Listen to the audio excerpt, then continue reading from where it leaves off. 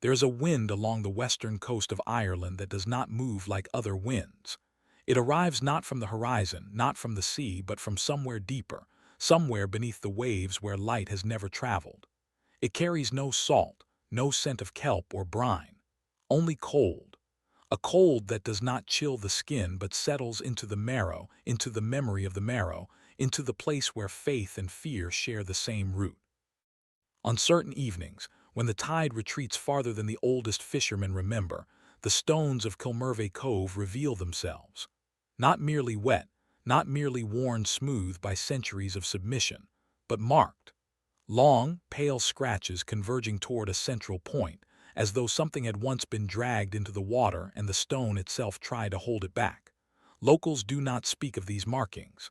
They do not speak of the cove at all after dusk. They will redirect conversations, offer tea, comment on the weather, anything to avoid the weight of that particular silence. But silence, like water, finds its own level. And in the year 1271, a man stood at the edge of that cove and spoke words no human had ever spoken to the sea. He did not pray. He did not plead.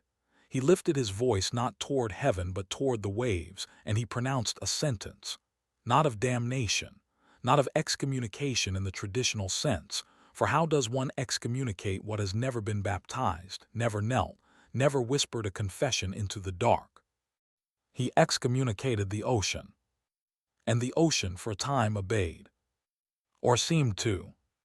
The records of this event exist in fragments, scattered across 3 monasteries and 1 private collection in Galway that no scholar has been permitted to fully catalogue. They are written in a hand that trembles, not from age, but from the act of writing itself. The ink pools in certain letters, pauses where the scribe must have stopped, listened, waited for something to emerge from the sound of rain against the parchment. We do not know the priest's name. It has been excised from every document that mentions him, scraped away with a blade so fine the vellum itself is barely disturbed. Only his title remains, sacerdos ad finem terrae, priest of the end of the earth. What drove him to that shore? What did he see emerging from the mist that convinced him the ordinary rituals of the church were insufficient? And why, 7 centuries later, do the fishermen of Inishmore still refuse to cast their nets during the novena of St. Brendan, claiming the sea itself holds its breath during those 9 nights? The answers lie not in archives but in the space between archives, in the stories no one wrote down, in the prayers no one finished, in the silence that follows a wave that breaks but does not retreat. Keep the candle lit, for the night holds more than shadows. Chapter 1. The Shore Before the Curse. The limestone of Erin does not weather gently. It fractures along straight lines, cleaving into sheets so precise they might have been measured by a mason's rule, though no human hand has ever cut them. Walking across this landscape in winter is to walk across the exposed bones of the earth, white bleached, arranged in the uneasy geometry of things that were never meant to be seen. Between the slabs, water gathers in shallow pools that reflect a sky perpetually uncertain of its own intentions. Gray, silver. The color of fish scales drying in the shade. Before the priest, before the curse, before the name of God was ever spoken into the western wind, this shore already understood something that mainland churches would take centuries to learn.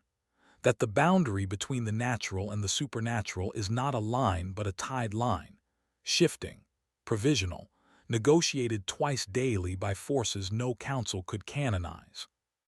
The first monks arrived not to convert the sea but to coexist with it. They built their beehive huts from unmortared stone, each cell a small mountain of patience, each wall a negotiation with gravity and gale. They did not ring bells. The sound carried too far over water, and they had learned that the sea did not appreciate being summoned. Instead, they prayed in silence, their lips moving against the cold, their breath forming small clouds that dispersed instantly, as though even their exhalations were not permitted to linger. These were not the monks of illuminated manuscripts and chained libraries. These were men who had forgotten the names of their own mothers, who had walked into the Atlantic carrying only a psalter and a bronze handbell, who understood that salvation was not a destination but a sustained orientation toward an absence. They called the sea Muir Mother, Source, the unnameable feminine that could nourish or drown without distinction. They did not bless the water. They blessed themselves against the water, tracing the cross on their own chests before launching their cuirass through the foam. And yet there were nights when the distinction blurred. Nights when the phosphorescence rose from the depths in such profusion that the waves appeared to burn with cold fire, and the monks, watching from their stone oratories, could not determine whether they witnessed a natural phenomenon or a revelation tailored specifically to their loneliness. On those nights, the older brothers would whisper of Saint Brendan, who had sailed into the oceanic unknown and found not chaos but islands of saints, pillars of crystal, sea monsters that bowed their heads in the presence of the Eucharist. Brendan had blessed the water and the water had received his blessing. Brendan had sung psalms to the whales and the whales had lingered, attentive, as though decoding a language they had almost forgotten. But Brendan was 7 centuries distant, and the monks of Erin, huddled against walls that sweated salt, could not summon his certainty. They could only maintain the posture of certainty, hoping that posture might eventually transform into the thing it resembled.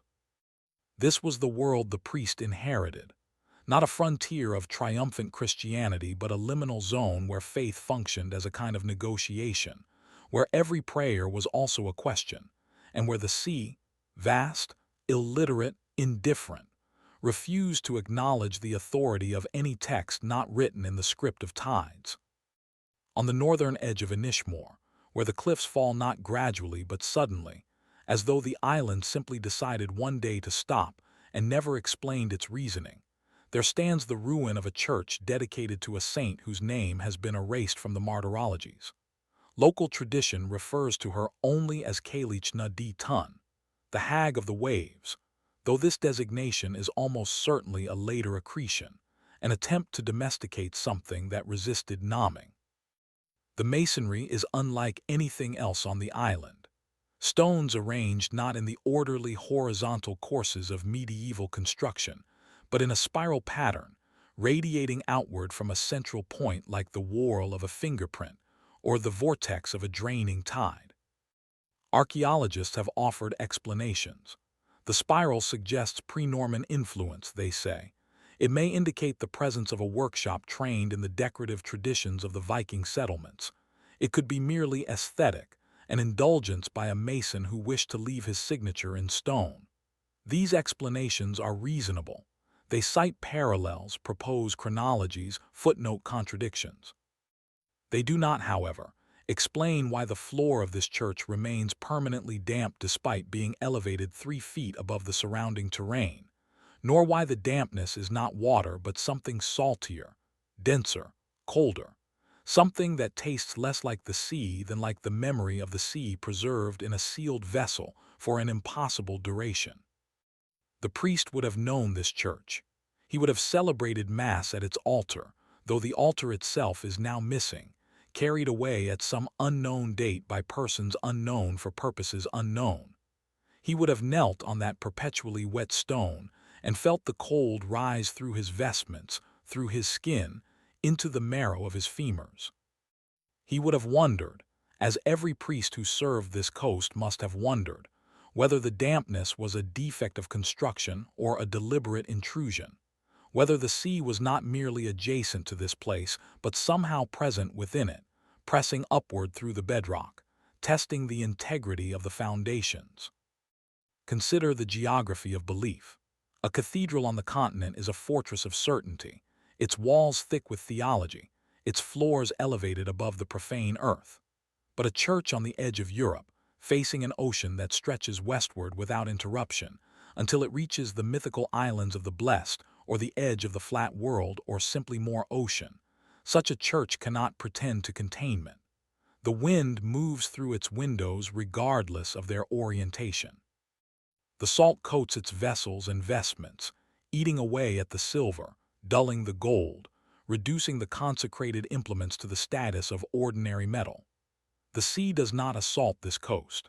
It visits, constantly, intimately, pressing its cold mouth against every crack and crevice, reminding the inhabitants that their tenure here is provisional, that the island itself is merely a wave that has temporarily forgotten to retreat. The priest understood this. He understood that the church was not a bulwark against the sea but a vessel on the sea, its congregation a crew rather than a flock, its liturgy a series of signals flashed across an immense and unanswering darkness. He understood that when he elevated the host, he performed this act not before a passive assembly, but before an audience of water and wind and the creatures that moved through both, creatures whose relationship to the divine was not addressed in any catechism. And he understood, perhaps most terribly of all, that the sea was not empty. The old men of Inishmore, the ones who still speak Irish among themselves and switch to English only when addressing outsiders, possess a vocabulary for the sea that English cannot accommodate. They have 17 words for the quality of the water's surface alone, siunas for the flat calm that precedes a storm, chorai for the restless agitation that follows a rapid change in pressure, gliascon for the particular shimmer of moonlight on wave tops broken by an offshore breeze. They have words for the sound of waves against different types of shore, the dull percussion of limestone, the wet slap of sand, the almost musical chime of pebbles dragged back by the retreating tide. They have words, too, for the spaces between waves, the intervals of near silence that occur when the water pauses at its farthest reach and seems, for a moment, to reconsider its intention. What they do not have is a word for the entity that some say inhabits the waters off Kilmurvey Cove. When pressed, they will use circumlocution, and rud ata an the thing that is there, and Tea F. Hanan the one who waits, and dream Thios the folk below. These are not euphemisms born of superstition, or not merely. They are linguistic avoidance strategies, the verbal equivalent of averting one's gaze, developed over centuries of coexistence with a presence that resists both numbing and forgetting. The folklore archives contain fragments. A 19th-century collector named Thomas Westrop recorded an account from an elderly woman on Inishmore who described a creature, like a man but not a man, gray as the sea on a cloudy day, with eyes that held the color of drowned saints. She claimed this creature had emerged from the water during the famine years, when desperation drove the islanders to harvest kelp from coves they usually avoided. It did not attack. It did not speak. It simply stood at the tide line, watching, until the kelp cutters retreated to their curats and paddled away without the harvest they had come to claim. Westrop, a methodical man, noted that the woman seemed neither afraid nor particularly interested in the story. She offered it as one might offer a weather observation or a note on the condition of the potato crop. The creature was, in her telling, not an aberration but a feature of the local ecology, as natural and as troubling as the occasional appearance of basking sharks in the sound between the islands. The priest would have heard such stories. He would have heard them not as folklore but as neighborly intelligence, practical warnings delivered in the same tone one might use to advise against a particular well during drought or a particular path after dark. The sea was not merely dangerous in the ordinary sense. Its currents, its sudden storms, its habit of claiming the unwary. It was dangerous in a deeper sense, a sense that threatened not the body alone, but the soul's orientation toward the created order. What does it mean, the priest must have asked himself, to live adjacent to a presence that refuses to declare itself?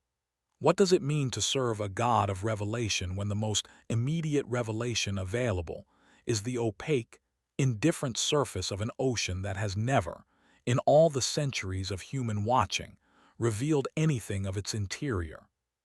He had no answer. The church had no answer.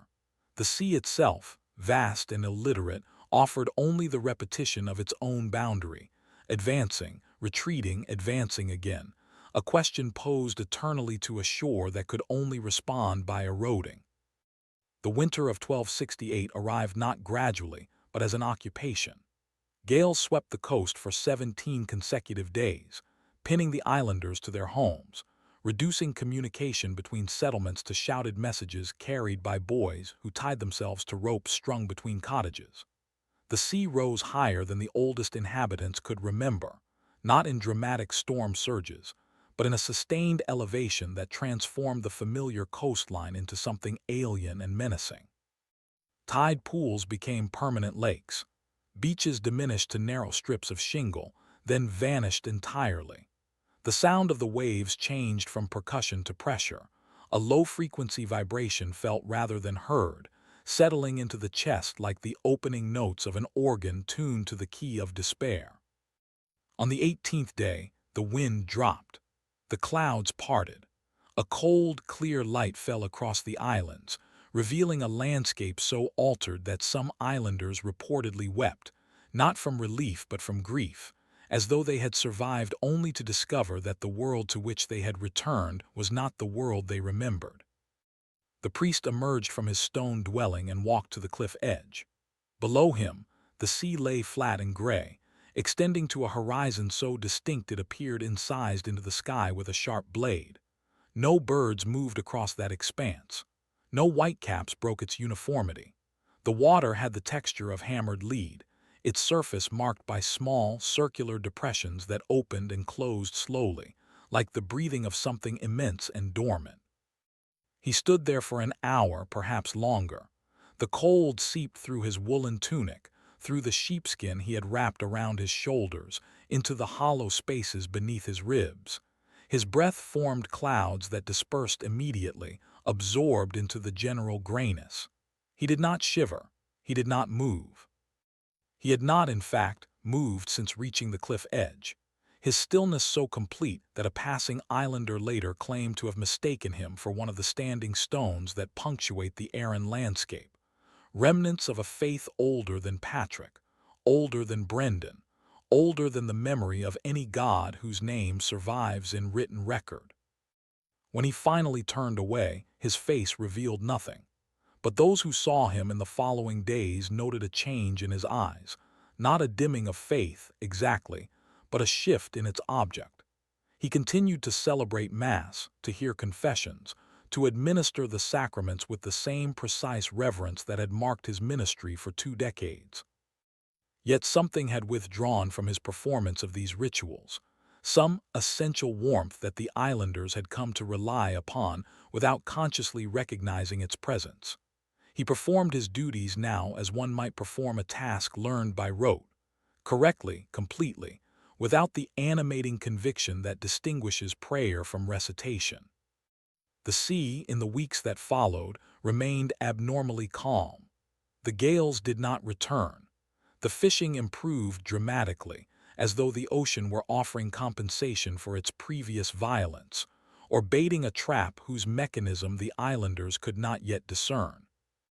It is difficult, from the remove of 7 centuries, to reconstruct the theological atmosphere of 13th-century Arran.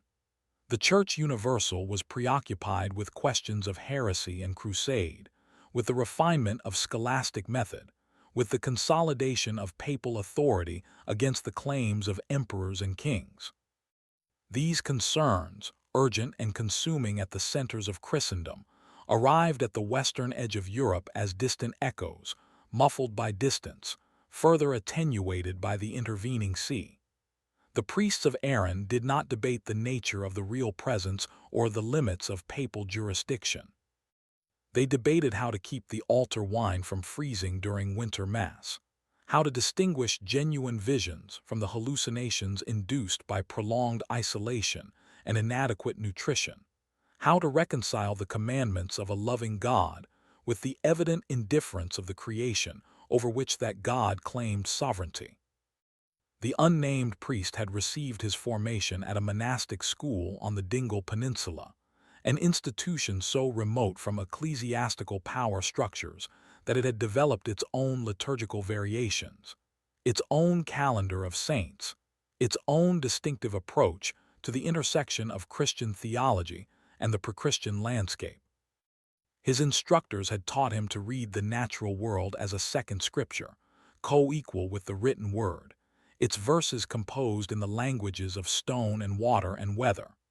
They had taught him that the sea, though fallen like all creation, retained traces of its original goodness, traces that could be discerned by those willing to attend with sufficient patience and humility.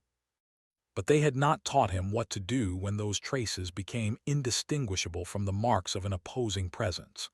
They had not taught him how to distinguish the voice of God speaking through the waves from the voice of something else, something older, something that had never been included in the covenant, something that regarded the incarnation not as salvation, but as intrusion. In the spring of 1269, a woman came to him. She did not come to the church. She did not send a message requesting his presence. She simply appeared at the threshold of his dwelling at dawn, carrying a bundle wrapped in oiled cloth, her face so expressionless that it seemed less a face than a mask carved from the same gray limestone that underlay the island. He invited her inside. He offered her bread and a cup of diluted ale. She accepted the ale but did not drink it, holding the cup in both hands as though warming her fingers against its modest heat. Her eyes moved slowly across the interior of his cell, the narrow bed, the prie-dieu worn smooth by decades of kneeling, the small shelf of books, the iron crucifix hanging on the eastern wall. They lingered on nothing. They revealed nothing. When she finally spoke, her voice was so quiet he had to lean forward to hear her. She spoke in Irish, though her accent was unfamiliar, not the Irish of the Aran Islands, not the Irish of the mainland either, but something older, something that seemed to bend the language back toward a shape it had worn before Patrick brought the Latin alphabet and its corresponding certainties.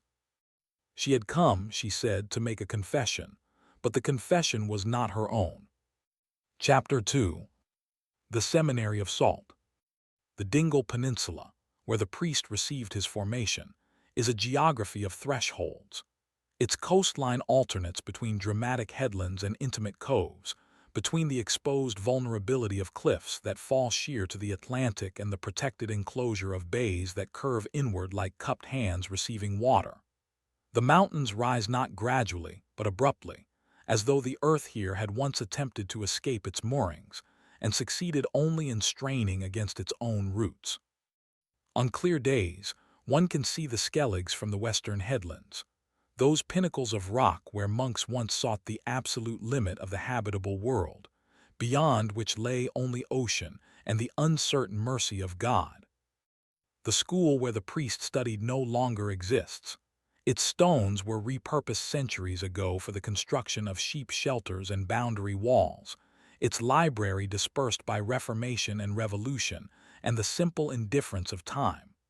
No records survive to indicate its curriculum, its rules, the names of its instructors, or the number of its students.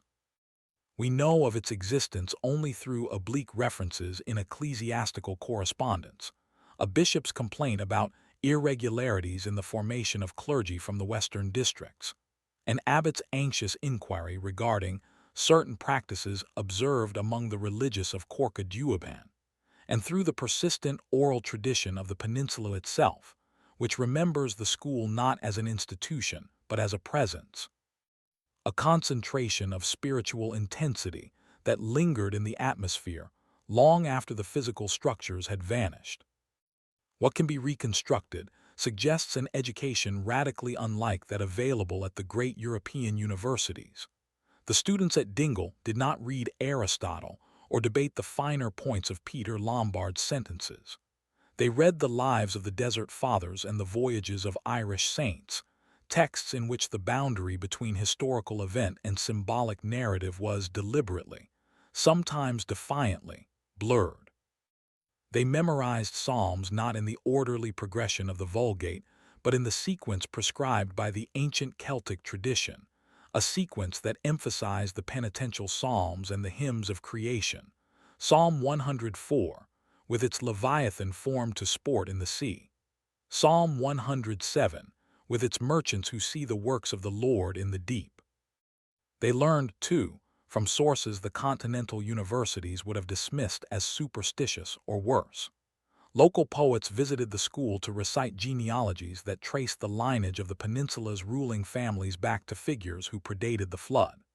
Healers demonstrated the preparation of remedies from seaweed and shellfish, explaining the properties of each species as manifestations of divine providence adapted to local conditions. Elderly women, the Kalicha whom the church regarded with suspicion but could not afford to alienate, taught the students to recognize the hidden springs and sacred wells that punctuated the landscape, instructing them in the prayers appropriate to each, prayers that mingled the names of saints with invocations of local spirits whose Christian credentials were, at best, uncertain. The young man who would become the priest of Aaron absorbed all of this. He learned to read the sea as his instructors read Scripture, literally, morally, anagogically, each wave a verse, each tide a chapter, each storm a revelation of divine judgment and mercy interwoven so inextricably that no human intelligence could hope to separate them. He learned to hear, in the crash of surf against cliff, echoes of the primordial waters over which the Spirit had brooded at the dawn of creation, waters not yet subdued, not yet named, still trembling with the potential of forms yet to emerge. And he learned, perhaps without fully understanding the lesson, that the sea was not merely a setting for the drama of salvation but a participant in it, a character with its own history, its own injuries, its own obscure and patient agenda.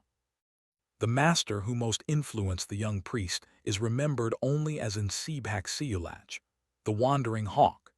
He appears in oral tradition as a figure of almost mythic elusiveness, arriving at the school without announcement, departing without farewell, his presence between these events so concentrated that those who encountered him often struggled to recall specific details of his appearance or speech. They remembered instead the quality of his attention, the way his gaze seemed to rest on the visible world while simultaneously penetrating to something beneath or beyond it, some stratum of reality ordinarily accessible only to saints and madmen. It was the wandering hawk who taught his students to read the sea as theology. He would lead them to the cliff edges during storms, positioning them at the very limit of safety, and require them to describe what they witnessed not in meteorological terms, but in the language of the Psalms. The wind tearing foam from wave crests became the breath of God's nostrils. The relentless assault of water against stone became the hammer of divine judgment against the hardened heart. The spray that drenched their faces and blurred their vision became the tears of a creation mourning its own fallenness. But the wandering hawk also taught them to attend to moments of calm. On rare days when the Atlantic subsided into a flat gray stillness, he would bring his students to the water's edge and instruct them to listen not for sound but for its absence. The silence of the sea, he taught, was not the absence of speech but speech of a different register, speech pitched so low and slow that human ears, attuned to the quick rhythms of breath and heartbeat, could perceive it only as silence. The sea spoke in tidal cycles, in the gradual erosion of continents, in the imperceptible sinking of old shorelines beneath new waves. Its words were millennia in the utterance, its sentences entire geological epochs, its grammar the slow dance of tectonic plates and shifting currents. To pray to such a God, the wandering hawk suggested, was not to demand immediate response. It was to align one's own temporal rhythm with the vast, patient pulse of creation, to accept that one's petitions might not receive answer within the span of a human lifetime, or within the span of human history itself. Faith, on this model, was not certainty but endurance, the sustained orientation of the soul toward a horizon that receded as one approached it. The young priest absorbed this teaching. He made it the foundation of his spiritual practice, the lens through which he interpreted both Scripture and the natural world. For 2 decades on Aaron, he maintained that orientation, waiting for the sea to reveal something of its interior, trusting that the silence that met his prayers was not refusal, but the slow unfolding of an answer he might not live to comprehend. And then the woman came to his threshold, carrying her bundle wrapped in oiled cloth, and the horizon he had trusted began, imperceptibly at first, to shift. We do not know her name. The documents that mention her refer to her only as Mulier Quidam, a certain woman, the same phrase used throughout ecclesiastical records to denote women whose identities were either unknown or deemed unworthy of preservation. She appears in the narrative only at its crisis, speaks only the words that precipitated the priest's transformation, and then vanishes from the historical record as completely as if the sea that would soon receive his curse had opened to accept her also. But the oral tradition of Aaron remembers her. It remembers that she was not native to the islands, that her accent placed her origin somewhere on the mainland coast of Connemara, that she arrived on Inishmore during the great gales of 1268 and remained through the following winter in a state of almost complete seclusion. It remembers that she was young, perhaps no more than 20 years, and that she carried with her a child who did not survive the crossing. The child's death, the tradition suggests, was not the result of exposure or illness. It was something else, something that the islanders discussed in whispers and then ceased discussing altogether, something that caused even the hardiest fishermen to avert their gaze when the young woman passed their cottages on her rare excursions to collect water from the public well. What did she whisper into the grill of the confessional? What words, what admission, so disturbed the priest that he emerged from that encounter with eyes that had acquired the color of shallow water over pale sand, not blue, not green, but something between, something that reflected nothing? The Church's record of this incident, preserved in a fragmentary report later submitted to the Bishop of Killaloe, is characteristically oblique.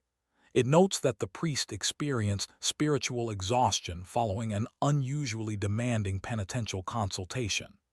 It recommends a period of retreat and the temporary suspension of his faculties for hearing confessions.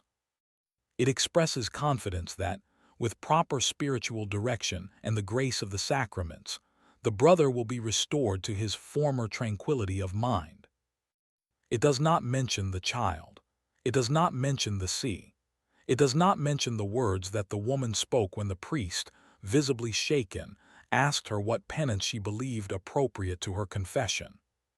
She looked at him, directly, without the downcast deference expected of a penitent, and said, in a voice that carried no trace of either defiance or despair, "The sea knows. Ask the sea what penance it requires." For 3 days after that confession, the priest did not emerge from his cell. He did not respond to the concerned inquiries of the islanders who gathered at his threshold, their breath forming anxious clouds in the cold spring air. He did not eat the bread they left wrapped in linen beside his door. He did not drink the water drawn from the well that the islanders believed, perhaps superstitiously, perhaps accurately, to be protected by the intercession of Saint Enda himself.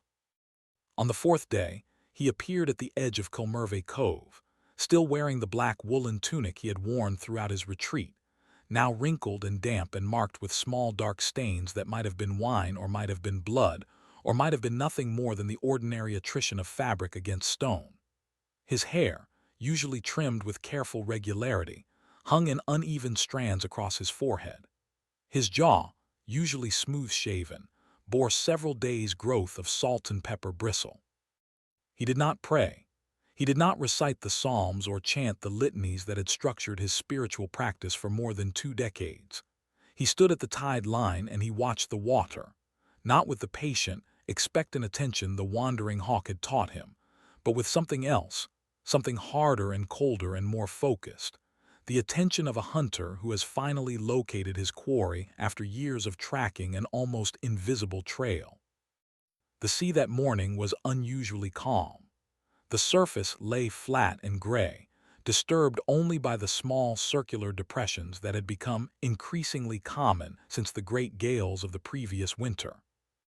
These depressions opened and closed slowly, rhythmically, each movement accompanied by a soft exhalation of air, not the sound of waves on shore, not the sound of wind on water, but something else, something that seemed to originate from beneath the surface and rise through unimaginable depths to meet the waiting atmosphere.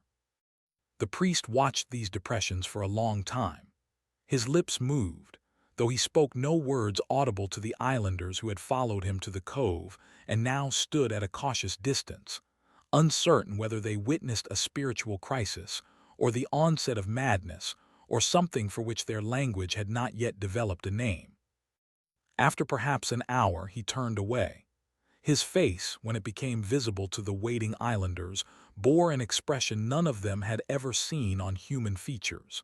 It was not anguish, though anguish contributed to its composition. It was not resolve, though resolve was present also. It was something that occurred in the intersection of these emotions with a third element, an element for which the islanders had no word, an element that seemed to derive not from the priest's interior life, but from the sea itself, as though the water had reached out and touched his soul and left upon it an indelible mark, a bruise that would never fully heal. He returned to his cell. He did not speak of what he had witnessed or what he intended. But that night, for the first time since his arrival on Erin 2 decades earlier, he did not recite the office of Compline before retiring. He did not pray. He did not read from his worn psalter or trace the familiar path of the rosary between his fingers. He sat in darkness, watching the single flame of his votive candle, waiting for something he could not name. The candle that night burned longer than any candle the priest had ever tended. Its flame did not gutter or diminish. It did not consume the wax at the expected rate. It simply persisted, hour after hour, as though the boundary between fuel and fire had shifted, as though the flame had discovered a source of nourishment beyond the material substance that sustained it.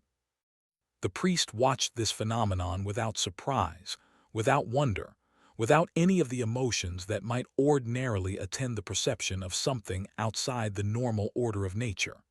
He had passed beyond surprise, beyond wonder, beyond the ordinary responses of the human soul to the extraordinary. He had entered a state of such profound exhaustion that the miraculous and the mundane presented themselves to his perception as equally weightless, equally insubstantial, equally incapable of moving him toward either action or repose. His mind, freed from the constraints of ordinary cognition, drifted across the landscape of his memory. He saw again the cliffs of Dingle, the gray sea stretching to an unreachable horizon, the patient face of the wandering hawk as he explained the slow language of the deep. He saw the stone cells of Erin, the narrow beds where generations of monks had lain in vigil, waiting for a dawn that often seemed reluctant to arrive. He saw the faces of the islanders who had come to him for confession and counsel, their anxieties and aspirations and secret shames. The ordinary texture of human life lived at the extreme edge of the habitable world. And he saw her face, the woman whose name he had not asked, whose confession he had received but could not absolve, whose final words echoed through his consciousness with the persistence of a tide that never fully retreats. The sea knows. Ask the sea what penance it requires. He did not know, then, what those words meant. He did not know whether she had spoken them in genuine contrition or in despair or in something else entirely, something for which his theological vocabulary had no adequate term. He did not know whether she had intended them as guidance or as accusation, as confession or as curse. But he knew, with a certainty that bypassed his intellect and settled directly into the marrow of his bones, that he could not continue as he had continued for the past 20 years. He could not continue to stand at the tide line and recite psalms to an ocean that would not answer.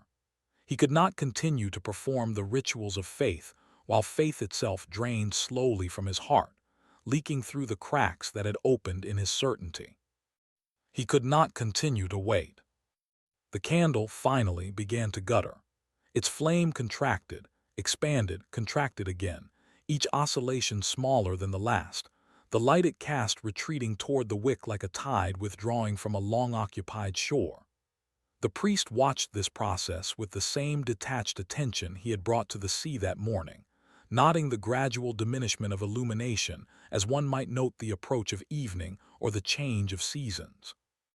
When the flame finally extinguished, the darkness that rushed in to fill its absence was unlike any darkness he had ever experienced. It was not merely the absence of light but a positive presence, a substance that pressed against his eyes and filled his lungs and settled into the hollow spaces beneath his ribs. It was the darkness of the deep ocean, the darkness of water that has never known sunlight, the darkness of the abyss that the psalmist described as the dwelling place of Leviathan. And in that darkness, the priest made his decision. He would not wait any longer. He would ask the sea directly what penance it required, and he would not accept silence as an answer. Chapter 3. The Confession That Never Ended. The penitential system of the medieval church was, in its essence, a technology for the management of time. Sin created debt, and debt required repayment, if not in this life, then in the purgatorial fires that burned away the temporal consequences of transgressions already forgiven in their eternal dimension. The confessor functioned as a spiritual accountant, assessing the gravity of each offense, calculating the appropriate penance, applying the treasury of merit accumulated by Christ and the saints to offset the deficits incurred by fallible humanity. The priest of Aaron had spent 20 years performing this calculus. He had assigned penances of prayer and fasting, of pilgrimage and almsgiving, of the patient endurance of chronic illness, and the quiet acceptance of lifelong disappointment. He had absolved fishermen who cursed the sea when their nets came up empty and farmers who coveted their neighbors' livestock and young women who had anticipated the sacrament of marriage with insufficient patience. He had listened to the ordinary catalogue of human failing, pronounced the ancient words of absolution, sent his penitents forth with the assurance that their debts had been cancelled and their souls restored to a state of grace. But he had never encountered a confession like hers. She came to him not at the appointed hours but at dawn, when the island still lay shrouded in the particular gray half-light that precedes the sun's emergence from the Atlantic. She came not to the church, but to his private cell, seeking not the formal ritual of the sacrament but something else, something for which his training had not prepared him, something that pressed against the boundaries of the penitential system like water against a failing dike. She did not kneel. She did not make the sign of the cross. She did not recite the formula of confession that every Catholic learned in childhood and repeated, with variations, throughout their lives. She simply stood in the narrow doorway, her bundle clutched against her chest, her face so expressionless that it might have been carved from the same gray limestone that underlay the island. When she finally spoke, her voice carried no trace of the hesitation or shame that ordinarily accompanied the admission of serious sin. She spoke as one might speak of the weather, or the condition of the potato crop, or the arrival of the supply boat from the mainland, as though the events she described were not exceptional but ordinary, not aberrant but inevitable, not the result of choice, but of a destiny she had recognized and accepted before she had possessed the language to name it. She had come, she said, from a village on the Connemara coast, a cluster of whitewashed cottages huddled against the base of a mountain that sloped so gradually into the sea that the boundary between land and water was almost impossible to determine. Her family had fished those waters for generations, had learned to read the currents and the cloud formations and the behavior of seabirds, had developed an intimate familiarity with the particular stretch of coast they inhabited. But familiarity, she had discovered, was not the same as knowledge. The man who fathered her child was not her husband. He was not, in fact, any man she had ever encountered in the ordinary course of village life. She had met him at the tide line, on an evening when the retreating water had exposed a greater expanse of shore than she had ever witnessed, a wet, glistening plain of sand and rock stretching toward a horizon that seemed impossibly distant, impossibly low, as though the sea had not merely retreated but abdicated, surrendered its claim to the territory it had occupied since before human memory. She had walked out onto that exposed shore without conscious intention, drawn by something she could not name and did not question. The sand was firm beneath her bare feet, compacted by centuries of water pressure, marked by the intricate patterns left by burrowing creatures she had never seen alive.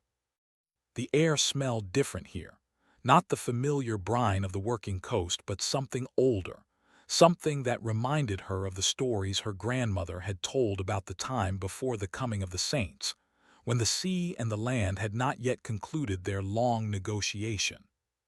She did not see him approach. She did not hear his footsteps on the wet sand. He was simply there, standing at the edge of her vision, his form so perfectly aligned with the gray horizon that she could not determine where his body ended and the sea began. He did not speak. He did not move. He simply looked at her with eyes that held the color of shallow water over pale sand, not blue, not green, but something between, something that reflected nothing.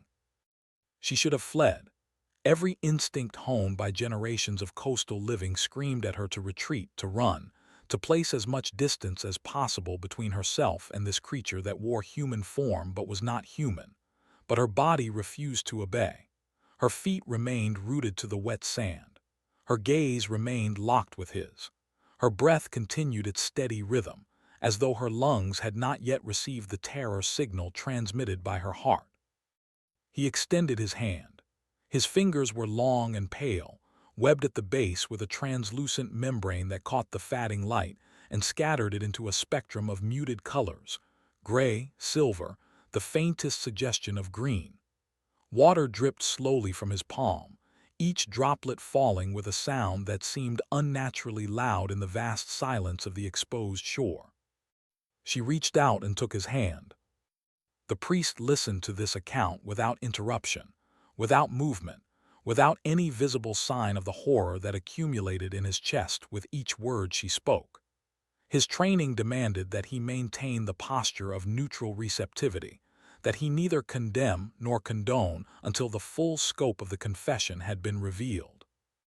But beneath that carefully maintained exterior, something was shifting, the tectonic plates of his faith grinding against one another, the fault lines that had developed over 2 decades of unanswered prayer finally beginning to slip. She had returned to the tide line every night for a month.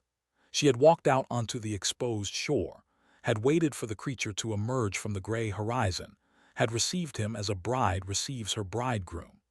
She had not questioned the nature of their union, had not demanded explanations or promises or any of the ordinary assurances that human beings exchange when they bind themselves to one another. She had simply accepted what he offered and offered herself in return, as naturally as the shore accepts the embrace of the incoming tide. When she discovered she was pregnant, she did not inform her family. She did not seek the counsel of the village wise woman or the absolution of the local priest. She simply continued her nightly vigils, standing at the tide line with her hands resting on the growing curve of her abdomen, waiting for the creature to emerge from the water and place his webbed fingers against the place where their child moved beneath her skin. The child was born on the night of the winter solstice, when the sea reaches its farthest retreat and the exposed shore extends further than at any other time of the year.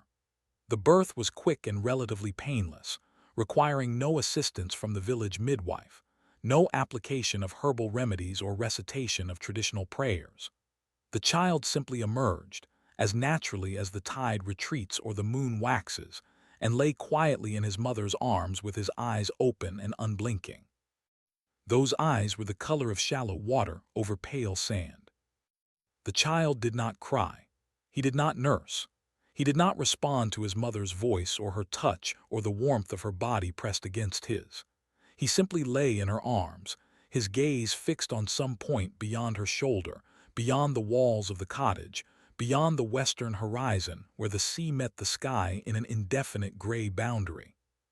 She held him through that longest night, watching the slow progression of moonlight across the floor, waiting for something she could not name. Her husband, her human husband, the fisherman she had married at 16 and lived with for 4 years, slept undisturbed in their bed, his breath steady and oblivious. He had not noticed her absence during the month of her nightly vigils. He had not noticed the gradual swelling of her belly. He had not noticed anything except the condition of his nets and the price of fish at the Galway market. When dawn finally broke, gray and reluctant, she rose from her chair and walked to the shore. The child remained in her arms, his weight no greater than that of a drowned seabird, his skin cool against her breast. She did not know what she intended: to return him to the water from which his father had emerged, to present him to the creature who had fathered him, to simply stand at the boundary between land and sea until something resolved the impossibility of her situation. She did not have to decide. The creature was waiting for her at the tide line, his form more distinct than it had appeared during their nocturnal meetings. In the gray dawn light, she could see the delicate gill slits at his neck, the transparent membrane between his fingers, the subtle iridescence of his skin. He looked at the child in her arms. He looked at her face. He did not speak, but she understood, with a certainty that bypassed her intellect and settled directly into her heart, that he had not come to claim what was his. He had come to witness her decision. She held the child for a long time, standing at the edge of the water, feeling the cold seep through her woolen dress and into the marrow of her bones. The child did not move. The creature did not move. The sea did not move, its surface flat and gray and utterly without the ordinary animation of waves or currents. Finally, without quite knowing how she had arrived at this conclusion, she turned away from the water and walked back toward the village. The child remained in her arms, his weight no greater than that of a drowned seabird, his eyes still fixed on some point beyond the visible horizon. 3 days later, he stopped breathing. His body, already so cool and still, simply cooled further, its temperature descending to match that of the winter air. She wrapped him in oiled cloth and carried him to the curach that would transport her across the Sound to Inishmore, where she had heard there was a priest who understood the boundary between land and sea, who had spent 2 decades watching the water and waiting for it to speak. She finished her confession. The silence that followed was not empty but full of the weight of her words, the weight of the child she still carried wrapped in oiled cloth, the weight of the question she had not yet asked, but that hung between them with the gravitational pull of an approaching tide. The priest did not speak. He could not speak. His voice, which had served him faithfully through thousands of masses and tens of thousands of confessions, had abandoned him at precisely the moment he most needed it. He sat in his narrow cell, facing this woman who had placed her impossible story before him, and he felt the foundations of his faith shift beneath him like sand undermined by an unexpected current. What penance could he assign for a sin that the penitential manuals did not name? What act of contrition could atone for a transgression that the theologians had never anticipated? What formula of absolution could cleanse a soul that had willingly, deliberately, repeatedly united itself with a creature that stood entirely outside the economy of salvation as the Church understood it? And beneath these professional questions, deeper and more troubling, another question stirred, a question he had suppressed for 20 years, a question that the wandering hawk's teachings about the slow language of the deep had been designed to contain but never quite to answer. What if the sea was not waiting to be redeemed? What if the sea was waiting for something else entirely? The woman spoke again.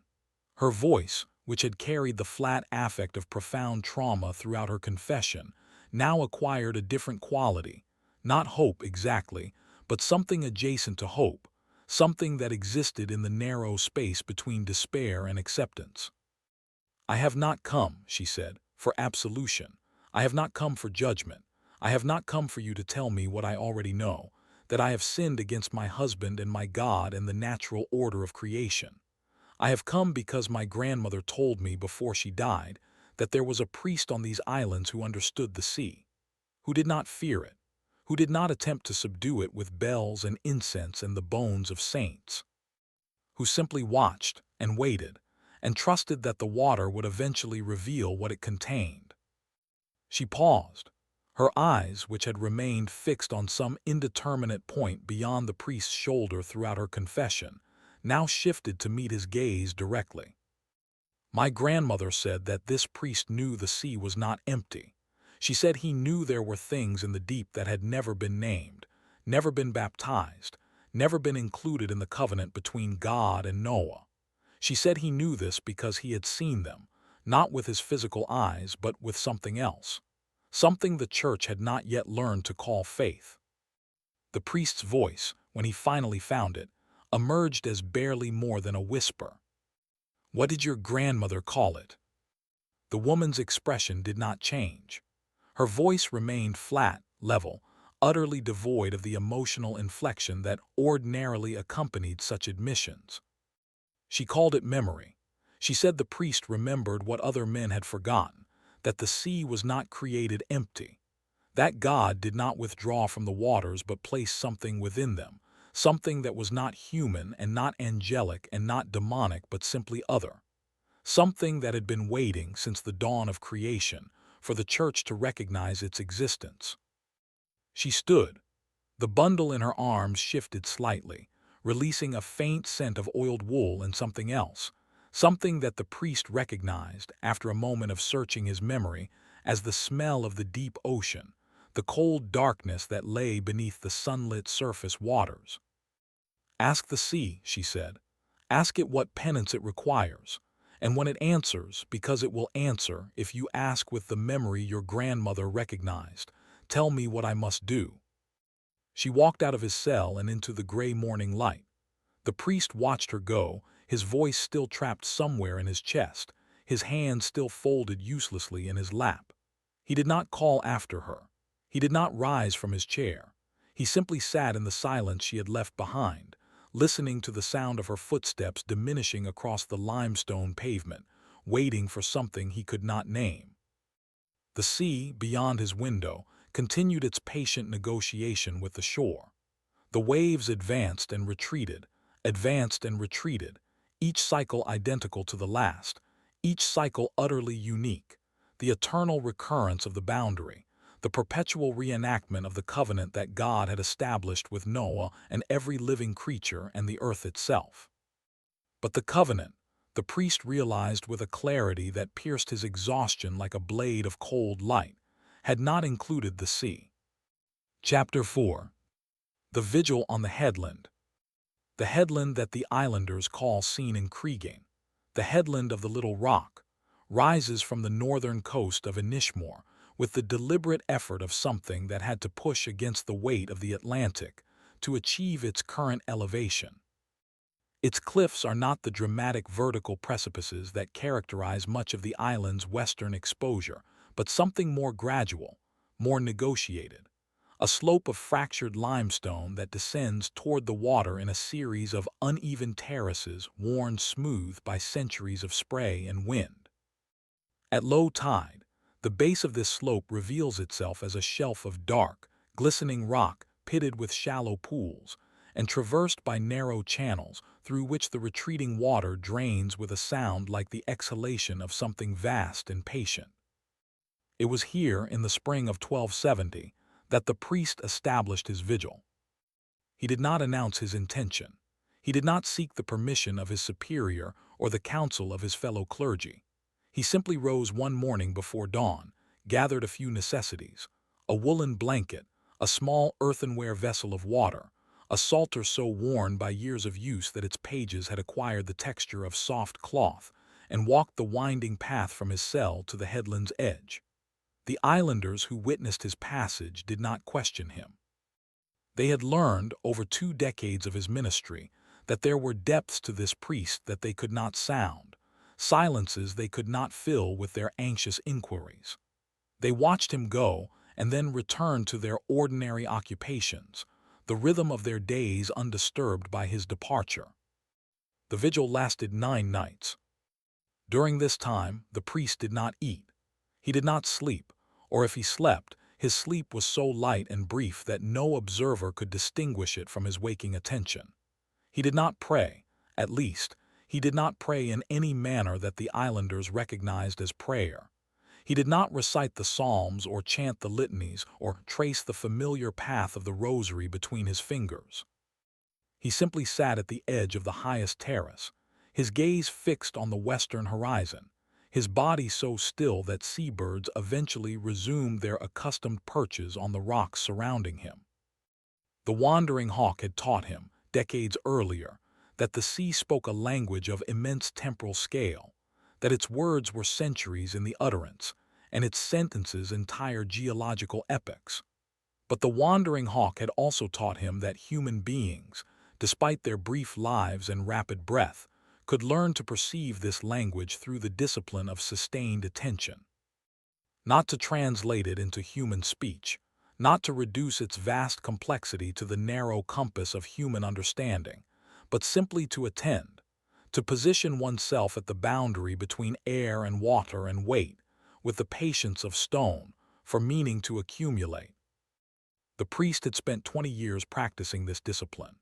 He had sat on this same headland through countless sunrises and sunsets, through the slow procession of seasons and the sudden violence of storms, through the ordinary rhythms of tide and wind, and the extraordinary silences that sometimes settled over the water like a held breath. He had waited for the sea to reveal something of its interior, to offer some sign that his attention was recognized, his patient attendance acknowledged. The sea had offered nothing, or rather, it had offered the same thing, day after day, year after year, its surface, its boundary, the impenetrable membrane that separated the world of air and light from the world of water and darkness. It had offered the visible evidence of its presence without ever disclosing the nature of its being. It had offered the fact of the ocean without the meaning of the ocean. But on the first night of his vigil, something shifted. The change was not dramatic. It was not accompanied by thunder or lightning or any of the conventional signs by which the divine traditionally announced its interventions in human affairs. It was, in fact, almost imperceptible, a subtle alteration in the quality of the darkness that settled over the headland as the last traces of sunset faded from the western sky. The priest, whose senses had been sharpened by 2 decades of coastal observation, noticed it immediately. The darkness that descended on the first night of his vigil was not the ordinary darkness of a spring evening, the gradual dimming of light followed by the slow emergence of stars and the cool silver glow of the rising moon. It was something else, a darkness that did not so much descend as accumulate, gathering in the hollows of the cliffs and the crevices of the limestone pavement like water seeping upward through invisible fissures. He did not move. He did not retreat from this accumulating darkness or attempt to dispel it with prayer or the sign of the cross. He simply continued his patient attendance, his gaze still fixed on the western horizon, his breath still moving in the slow, steady rhythm he had cultivated over decades of meditation. The darkness continued to gather. It pooled at his feet, rose slowly up his ankles, wrapped itself around his calves and knees like the cold embrace of an incoming tide. It did not obscure his vision or impede his breathing. It did not feel threatening or malevolent. It simply was, a presence rather than an absence, a substance rather than a void, the visible manifestation of something that had always existed beneath the surface of ordinary perception. The priest recognized this darkness.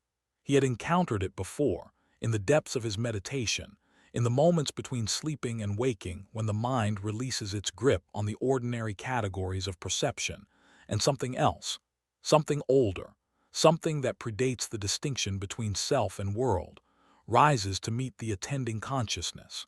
He had never named this darkness, had never attempted to categorize it within the theological framework he had inherited from his formation. He had simply acknowledged its presence and allowed it to recede, as an incoming tide acknowledges the boundary of the shore and then retreats to its accustomed depths. But on this night, for the first time, he did not allow it to recede. He opened himself to the darkness. He invited it to rise higher, to press more closely against his skin, to fill the spaces between his thoughts with its cool, patient presence. He surrendered the hard-won boundaries of his individual consciousness and allowed himself to merge with something vaster, something that had been waiting, for decades, for centuries, for millennia, for a human soul willing to attend without the distorting lens of doctrine and expectation. And in that surrender, he began to understand.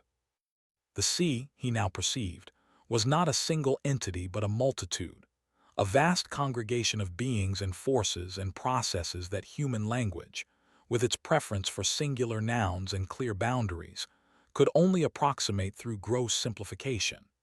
It was the water and the creatures that moved through the water, and the creatures that moved beneath the water, and the creatures that moved at the boundary between water and land. It was the currents and the tides and the great slow circulations that connected the polar ice to the tropical shallows.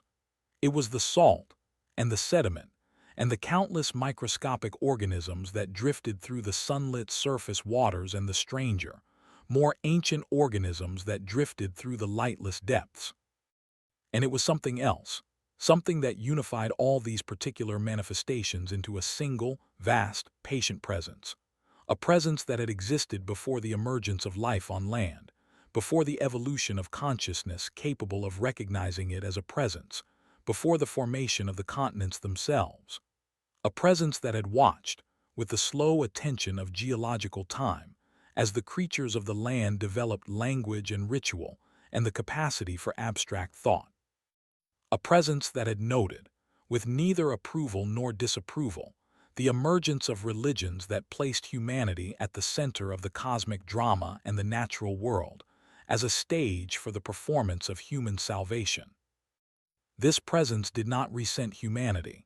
It did not resent the church or the sacraments or the prayers that the priest had offered from the edge of its domain for 2 decades. Resentment, the priest now understood, was an emotion that belonged to the quick rhythm of terrestrial life, the heartbeat, the breath cycle, the rapid succession of generations. The presence that inhabited the sea operated on a temporal scale, so vast that individual human lives, even the cumulative span of human history, registered as barely perceptible fluctuations at the extreme margin of its awareness. But it had noticed the priest. It had noticed his patient attendance, his willingness to sit at the boundary between land and sea and simply wait, without attempting to impose meaning or demand response. It had noticed the particular quality of his attention, not the acquisitive attention of the scholar seeking knowledge, not the anxious attention of the penitent seeking forgiveness, not the predatory attention of the hunter seeking prey. Simply attention, presence. The willingness to share space without attempting to occupy it. And because it had noticed him, it was willing, not eager, not reluctant, simply willing to respond. The response, when it came, was not verbal. It was not a message that could be translated into human language and preserved in the linear sequence of written text. It was, instead, an orientation, a shift in the priest's perception that allowed him to see, for the first time, the true relationship between the sea and the creatures who lived at its boundaries. He saw that the woman's confession had not been an anomaly but a revelation. He saw that the creature who had fathered her child was not an isolated aberration, but one of countless beings who inhabited the boundary between water and land, who had emerged from the deep at intervals throughout human history and attempted, with varying degrees of success, to establish contact with the creatures of the shore. He saw that these attempts had almost always ended in tragedy, not because the beings of the sea were malevolent, but because the beings of the land were unable to perceive them without distortion, to receive them without fear, to love them without attempting to possess them.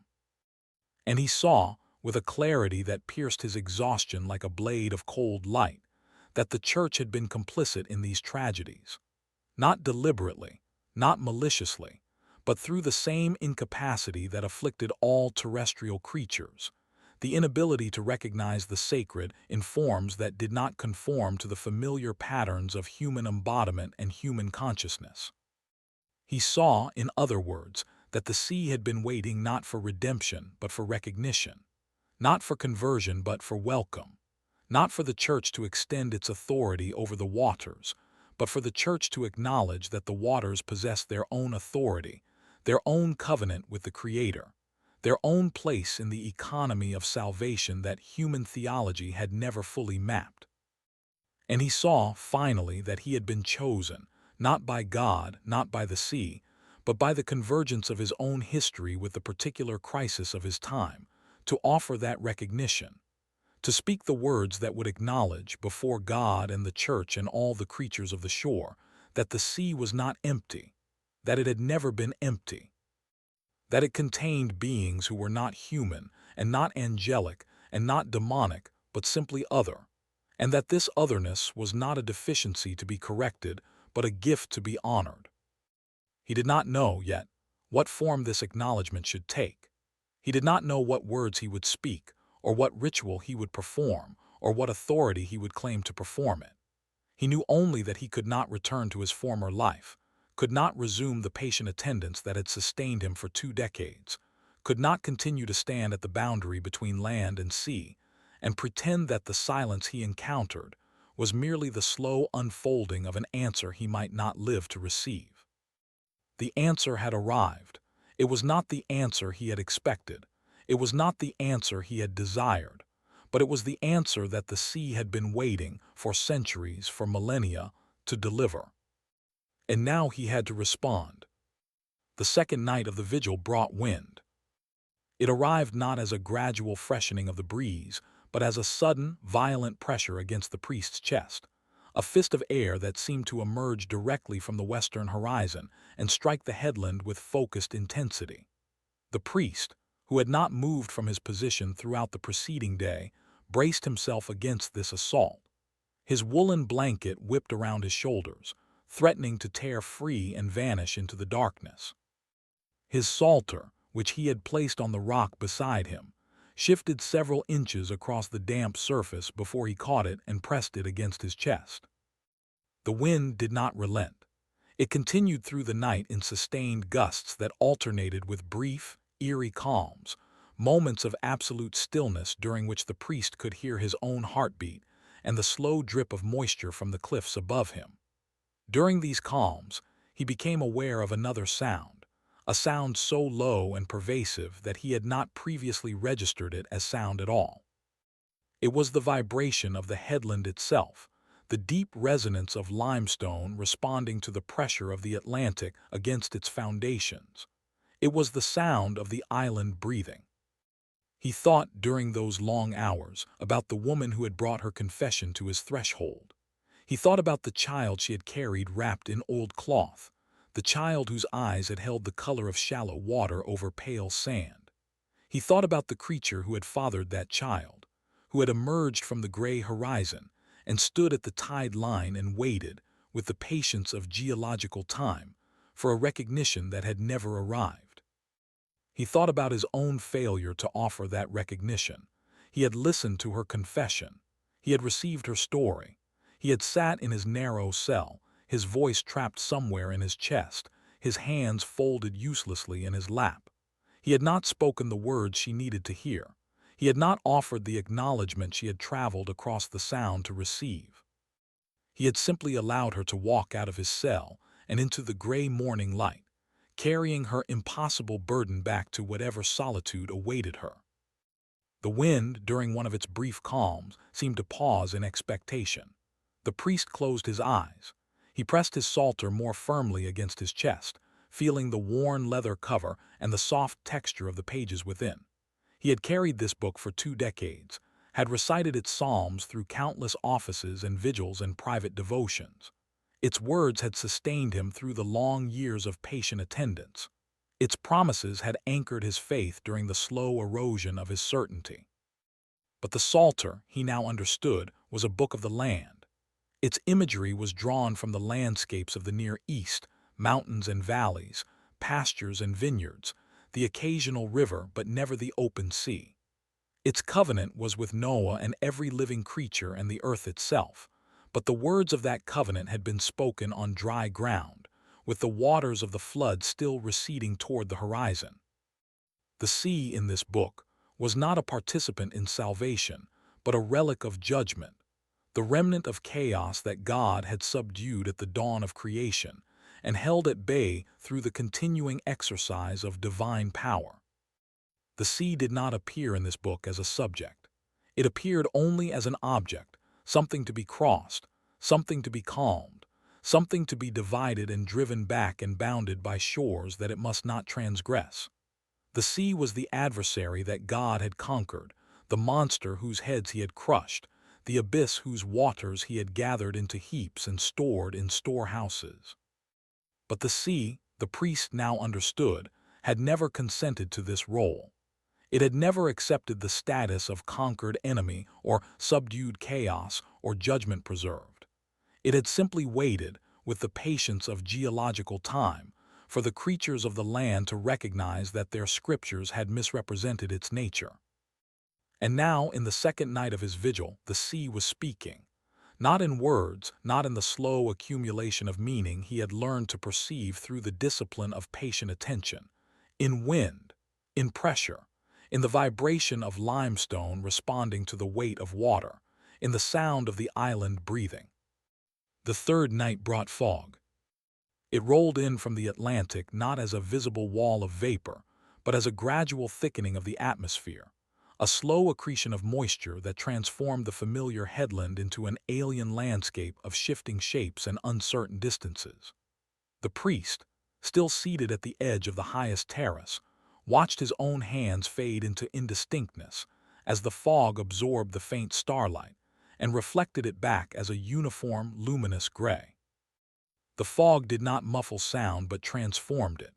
The crash of waves against the base of the cliffs became distant and muffled, as though the water were striking not stone but something softer, something that absorbed percussion without transmitting vibration. The cries of seabirds, ordinarily audible even at night, had ceased entirely.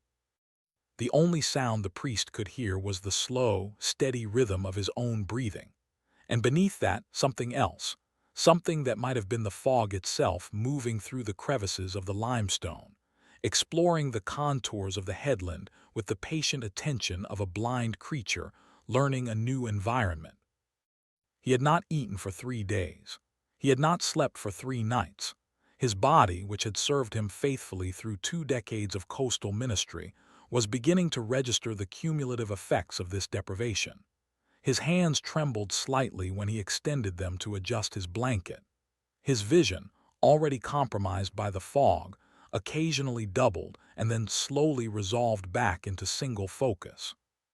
His thoughts, which had maintained their characteristic clarity throughout the first 2 nights of the vigil, now drifted and looped and returned to the same points of preoccupation. He thought about the wandering hawk who had taught him to read the sea as theology. He thought about the patient attention he had cultivated over 2 decades, the discipline of waiting without expectation, attending without demand. He thought about the woman who had come to his threshold and the child she had carried, and the creature who had fathered that child, the creature whose eyes held the color of shallow water over pale sand. And he thought about the words he would speak when the vigil ended. He did not know, yet, what form those words would take. He did not know whether they would be prayer or proclamation, blessing or curse, recognition or rejection. He did not know what authority he possessed to speak on behalf of the church or the sea or the creatures who inhabited the boundary between them. He did not know whether his words would accomplish anything at all, whether they would echo across the water and return to him as silence, whether the sea would receive his utterance and respond or simply continue its patient, eternal negotiation with the shore. But he knew, with a certainty that bypassed his intellect and settled directly into the marrow of his bones, that he could no longer remain silent. The fog continued its slow exploration of the headland. The priest continued his patient attendance at the boundary between land and sea. The sea continued its eternal recurrence, advancing and retreating, each wave identical to the last, each wave utterly unique. And somewhere in the depths beneath the fog, beneath the water, beneath the accumulated sediment of millennia, something waited. The fourth night brought silence. Not the relative silence of the fog-shrouded headland, not the muffled percussion of waves against distant cliffs, not the absence of seabird cries and human speech, and the ordinary sounds of terrestrial life. This was something else, an absolute, total absence of vibration that pressed against the priest's eardrums with physical force. It was the silence of the deep ocean, the silence of water that has never known the disturbance of wind or current or the passage of living creatures. It was the silence that existed before the dawn of creation, when the Spirit brooded over the face of the deep, and the deep offered no response, because response had not yet been invented. The priest, alone in this silence, experienced something he had not experienced since his novitiate, the absolute certainty of his own insignificance, not the conventional humility that the Church recommended to its clergy, the acknowledgment that one was an unworthy servant who had merely done one's duty. This was something else, the recognition that his individual existence, his consciousness and memory and the accumulated experiences that constituted his identity, were not merely insignificant but irrelevant to the vast, patient presence that inhabited the sea. He was a mayfly hovering at the surface of an ocean. He was a single grain of sand on a beach that stretched from the beginning of time to its end. He was a brief, local fluctuation in the slow, steady respiration of the planet. And yet the sea had noticed him. It had registered his patient attendance, his willingness to sit at the boundary between land and water and simply wait. It had responded to his attention with its own form of attention, its own recognition of the recognition he offered. It had not dismissed him as irrelevant or insignificant. It had not consigned him to the oblivion that his intellect assured him was his proper destiny.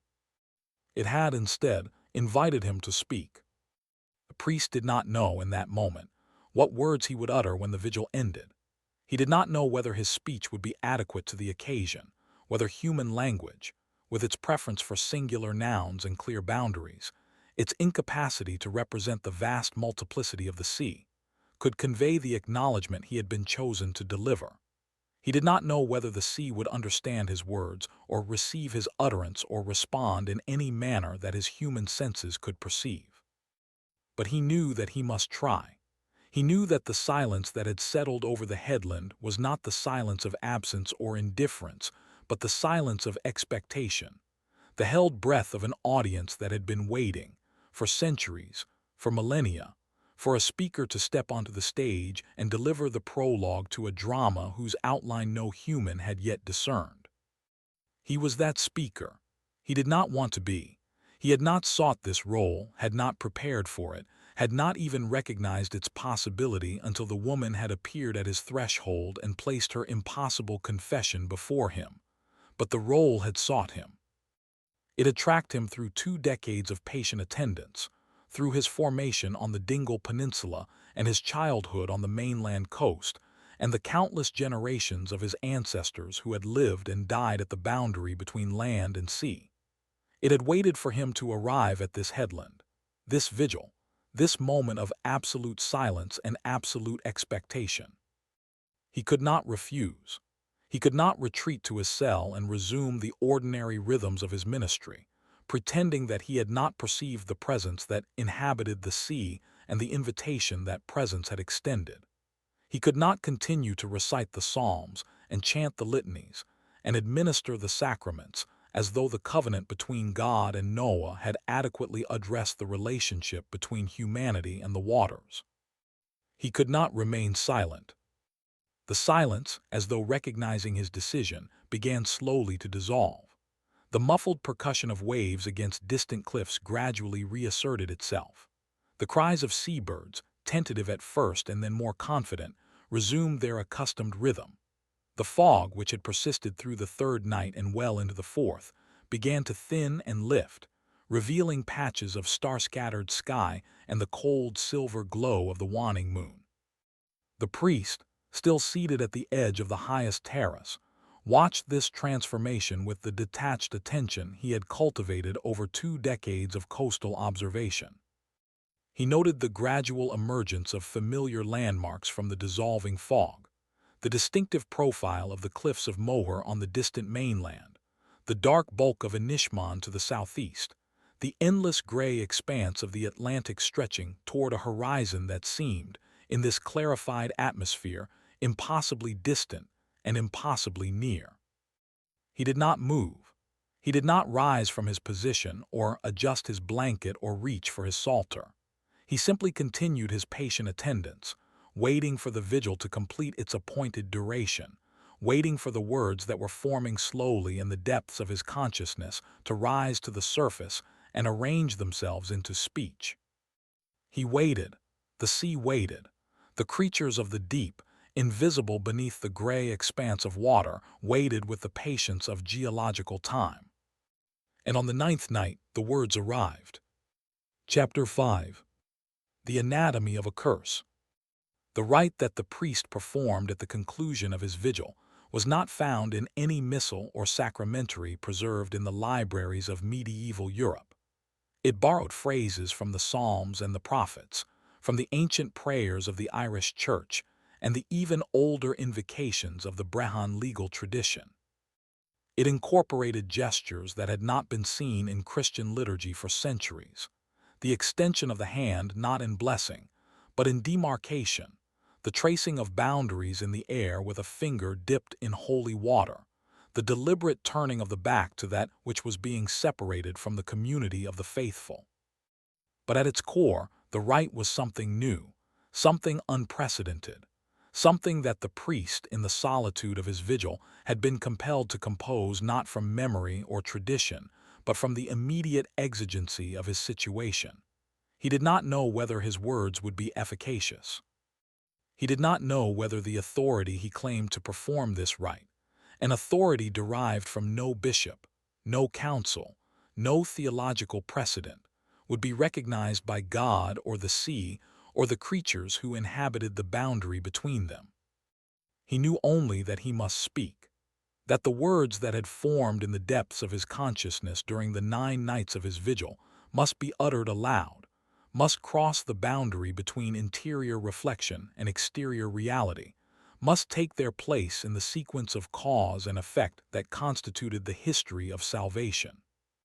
He stood at the edge of Kilmurvey Cove, the same cove where the woman had walked out onto the exposed shore, and encountered the creature whose eyes held the color of shallow water over pale sand. The tide was at its farthest retreat, the wet, glistening plain of sand and rock stretching toward a horizon that seemed impossibly distant, impossibly low. The air was still and cold, the gray sky reflected in the shallow pools that punctuated the exposed shore. The priest did not wear his vestments. He had not brought his psalter or his crucifix or any of the ordinary implements of Catholic liturgy. He wore the same black woolen tunic he had worn throughout his vigil, now wrinkled and damp and marked with small dark stains that might have been wine or might have been blood, or might have been nothing more than the ordinary attrition of fabric against stone. His hair, untrimmed for weeks, hung in uneven strands across his forehead. His jaw, unshaven for the duration of his vigil, bore a full beard that had already acquired streaks of gray. He looked, the islanders who had gathered at a cautious distance later reported, less like a priest than like one of the ancient prophets, Elijah at the brook Cherith, John the Baptist in the wilderness of Judea, someone who had passed through the refining fire of sustained solitude and emerged transformed into an instrument of purposes beyond his own comprehension. He raised his right hand. The islanders, watching from the cliff tops, saw his fingers trace a pattern in the cold morning air, not the familiar sign of the cross that they had witnessed him make thousands of times over 2 decades of ministry, but something else, something that seemed to derive from the configuration of the shore itself, the curve of the cove, the radial scratches on the exposed stone. And then he spoke.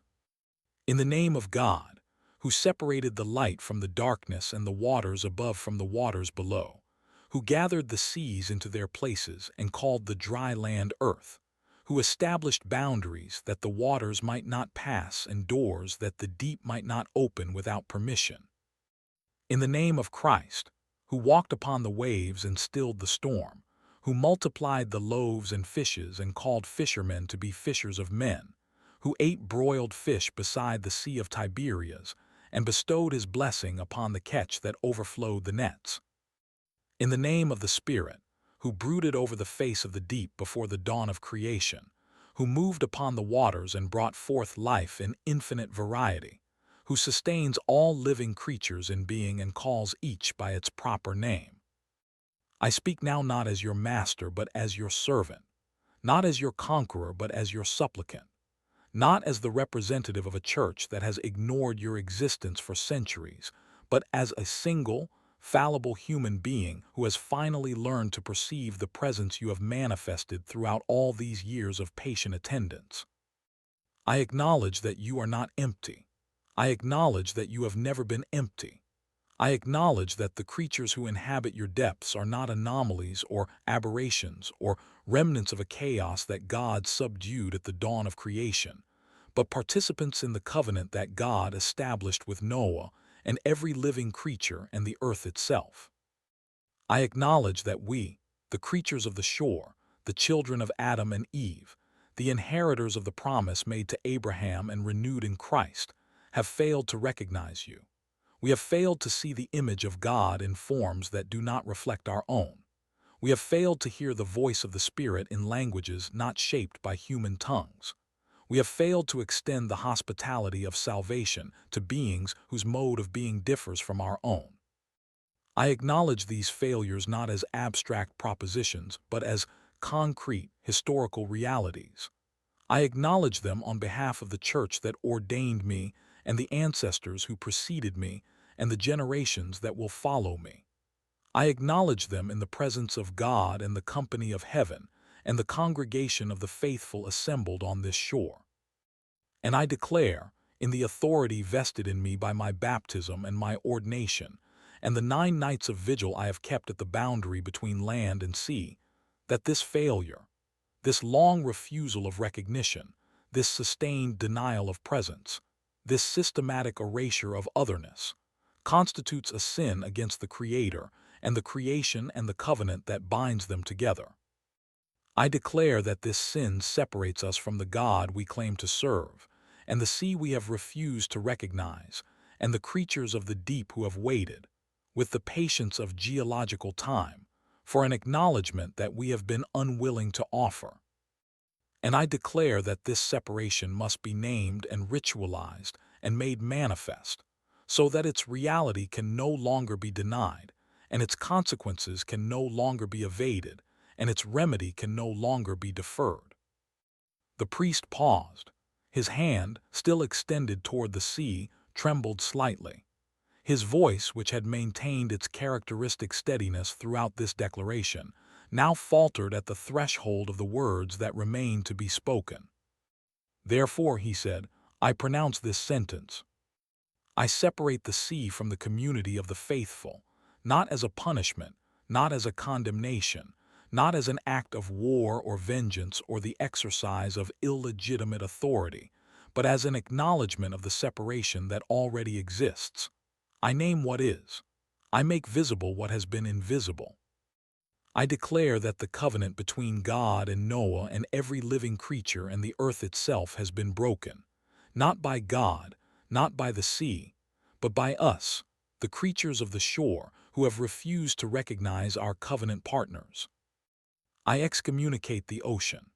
I declare that it is not bound by the laws and liturgies and sacramental systems we have developed to regulate our relationship with the divine. I release it from the obligation to conform to our expectations and submit to our authority and seek our approval for its mode of being.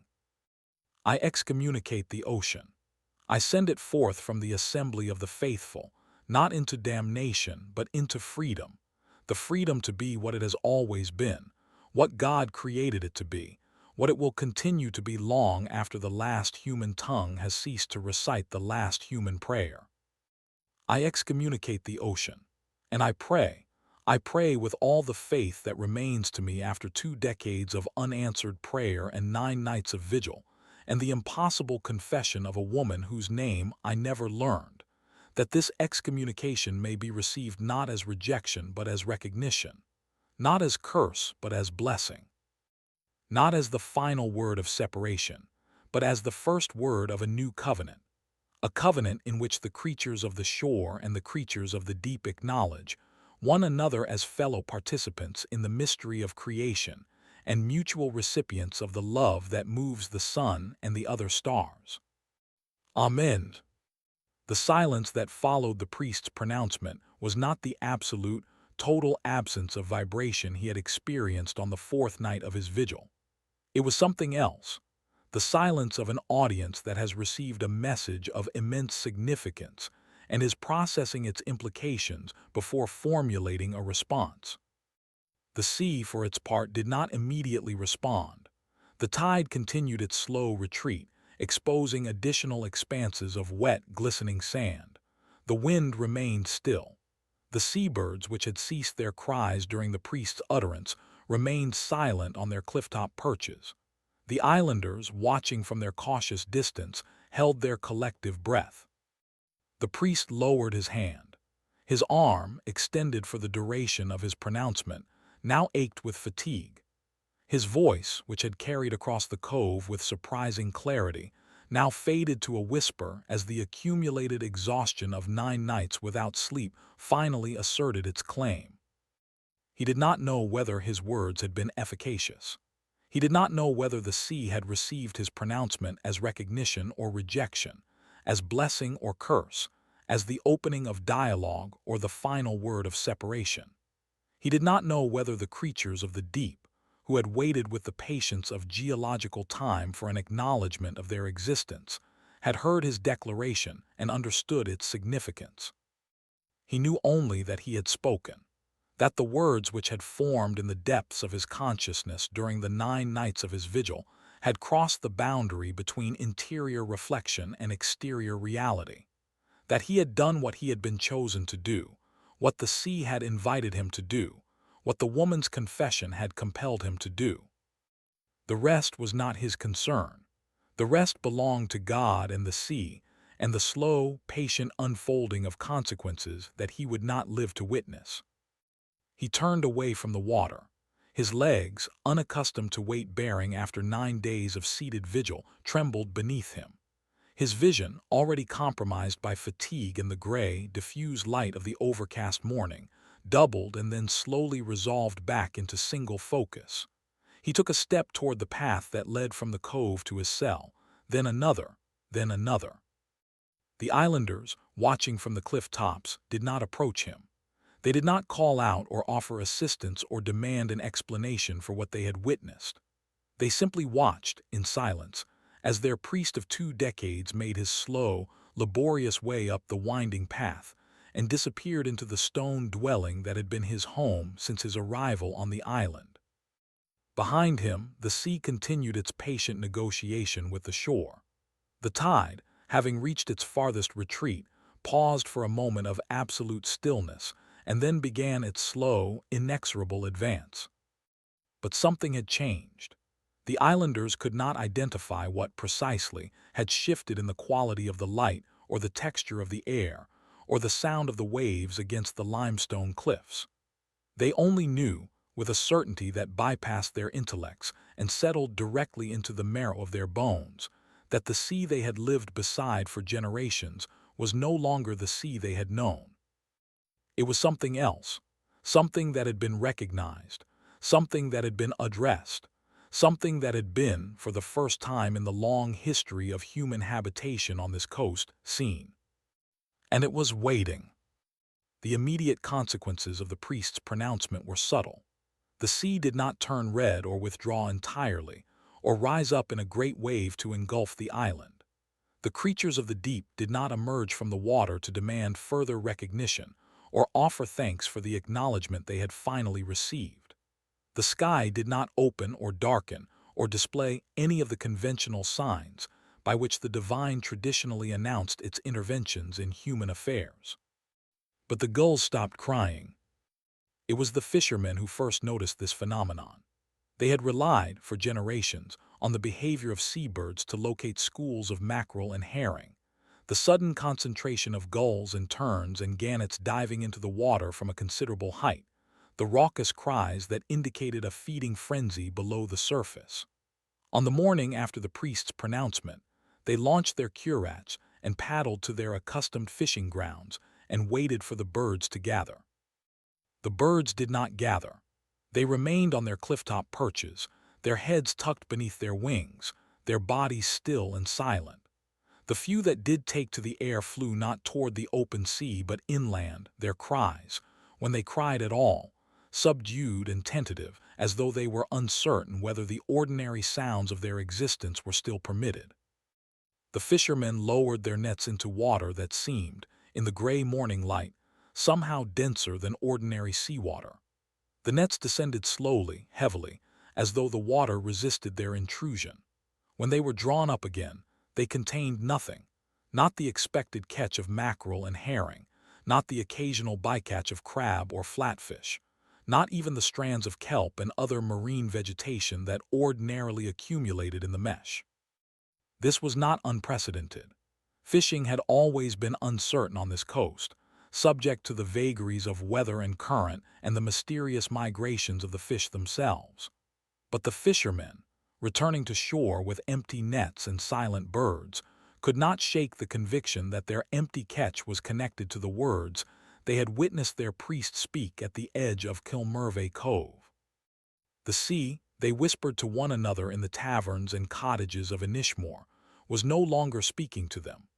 Or rather, it was speaking a language they could not understand, a language composed not of tides and currents and the behavior of seabirds but of something else, something that their priest had recognized and addressed, and in addressing, transformed into something beyond their comprehension.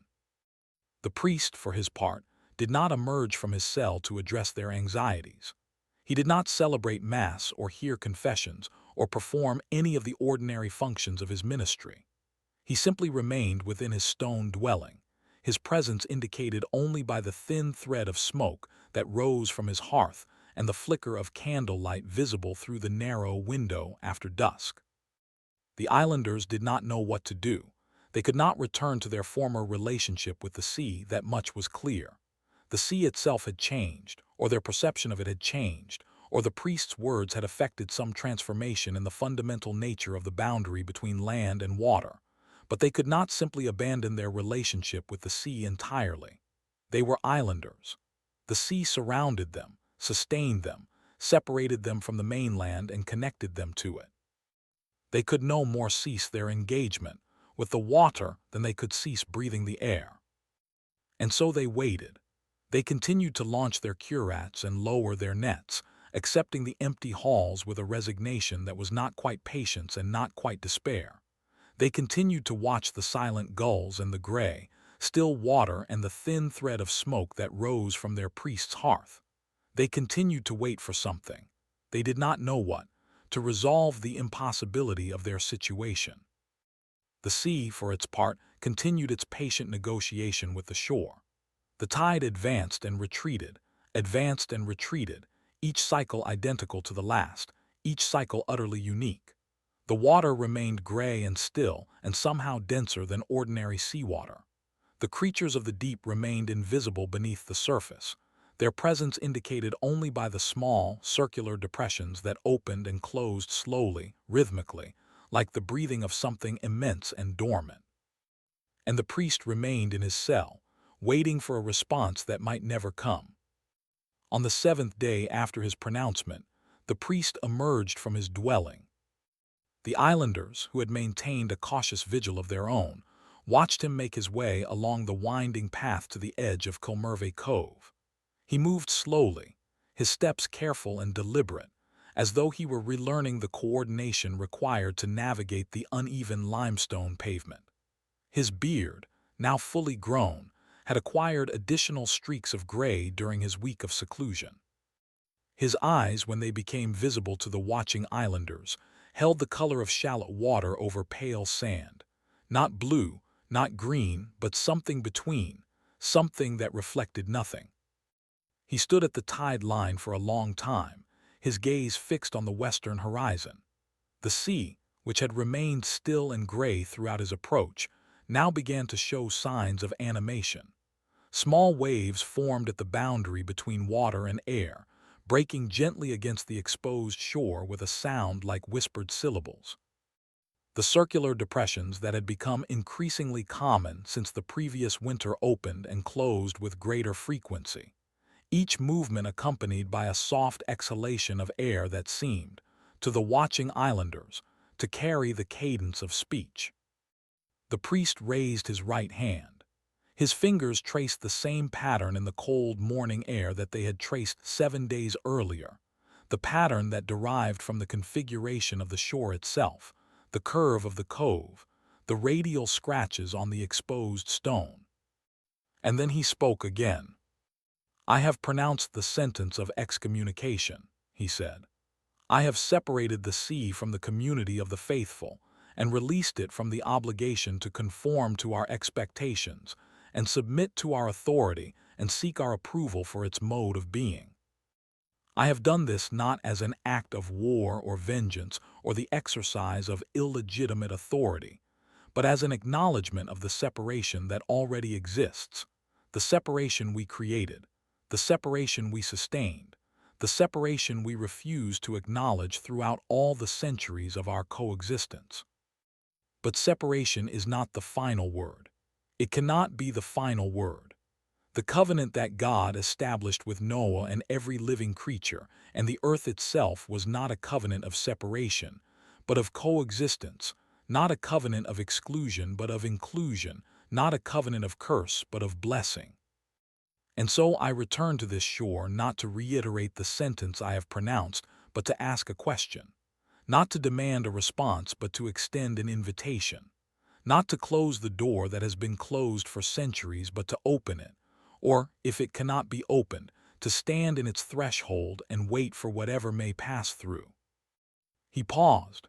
His hand, still extended toward the sea, trembled slightly. His voice, which had maintained its characteristic steadiness throughout this address, now faltered at the threshold of the question that remained to be spoken. "I have excommunicated the ocean," he said. "I have declared that it is not bound by the laws and liturgies and sacramental systems we have developed to regulate our relationship with the divine. I have released it from the obligation to seek our approval or conform to our expectations. But I do not know, I cannot know, whether this excommunication has been received. I do not know whether the sea recognizes my authority to pronounce such a sentence. I do not know whether the creatures of the deep have heard my words and understood their significance. I do not know whether the separation I have named is the separation that actually exists or merely the separation that my limited human perception has been able to discern. And so I ask, what penance does the sea require? What acknowledgment, what recognition, what reparation must the creatures of the shore offer to the creatures of the deep before the covenant that has been broken can be restored? I ask not as a representative of the church or the community of the faithful or the human species. I ask as a single, fallible human being who has spent 2 decades attending the boundary between land and sea, and has only now begun to perceive the presence that has been manifesting itself throughout all those years of patient attendance. I ask as one who has been chosen, I do not know by whom or for what purpose, to speak the words that have been spoken and await the response that may or may not arrive. I ask as a supplicant, as a penitent, as a man who has finally learned that his prayers have been addressed not to an empty silence, but to a presence that has been waiting, with the patience of geological time, for the quality of his attention to shift from demand to invitation, from expectation to welcome. What penance does the sea require? The priest fell silent. His hand, still extended toward the water, remained motionless in the cold morning air. His gaze, still fixed on the western horizon, registered the slow, subtle changes in the quality of the light as the sun continued its imperceptible ascent beyond the veil of gray cloud. The sea, for its part, did not immediately respond. The waves continued their gentle percussion against the exposed shore. The circular depressions continued their slow, rhythmic opening and closing. The gulls, still silent on their clifftop perches, continued their patient attendance at the boundary between land and air. But something had shifted. The islanders, watching from their cautious distance, could not identify what precisely had changed in the configuration of the shore or the texture of the atmosphere or the sound of the water against stone. They only knew with a certainty that bypassed their intellects and settled directly into the marrow of their bones, that their priest had asked a question that the sea had been waiting, for centuries, for millennia, to hear. And now the sea would answer. Chapter 6. The Silence of the Gulls. The answer, when it came, was not delivered in words. It arrived in the quality of the silence that descended upon Kilmurvey Cove in the moments following the priest's question. A silence so profound, so absolute, that the islanders who witnessed it would spend the remaining decades of their lives attempting to describe it to skeptical grandchildren and visiting folklorists. They would speak of a silence that was not the absence of sound but the presence of something else, something that occupied the same perceptual space as sound but registered on a different frequency, a frequency for which human language had not yet developed adequate terminology. The waves ceased their gentle percussion against the shore. The circular depressions, which had opened and closed with slow, rhythmic regularity throughout the priest's address, now remained open, their edges trembling slightly as though the water itself was holding its breath.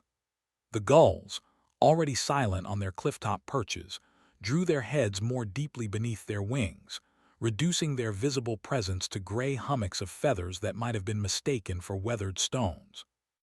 The priest remained motionless at the tide line, his hands still extended toward the water, his gaze still fixed on the western horizon.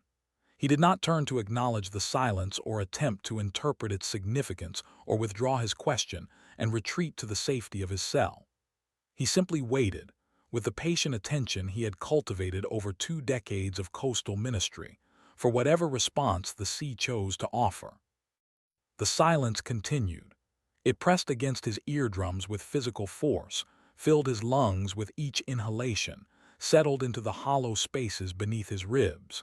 It was not the absolute, total absence of vibration he had experienced on the 4th night of his vigil, the silence of the deep ocean, the silence that existed before the dawn of creation. This was something else. This was silence as communication, silence as response, silence as the medium through which the sea transmitted its answer to the question he had posed. And gradually, as the silence persisted, the priest began to understand. The sea did not require penance. It did not require acknowledgment or recognition, or the formal ritual of excommunication that he had pronounced at the edge of Kilmurvey Cove. It did not require the creatures of the shore to offer reparation for centuries of neglect and misperception, and the systematic erasure of its presence from human consciousness. The sea required only what it had always required: attention. Not the acquisitive attention of the scholar seeking knowledge, not the anxious attention of the penitent seeking forgiveness, not the predatory attention of the hunter seeking prey. Simply attention, presence, the willingness to share space without attempting to occupy it, to coexist without attempting to dominate, to recognize without attempting to assimilate.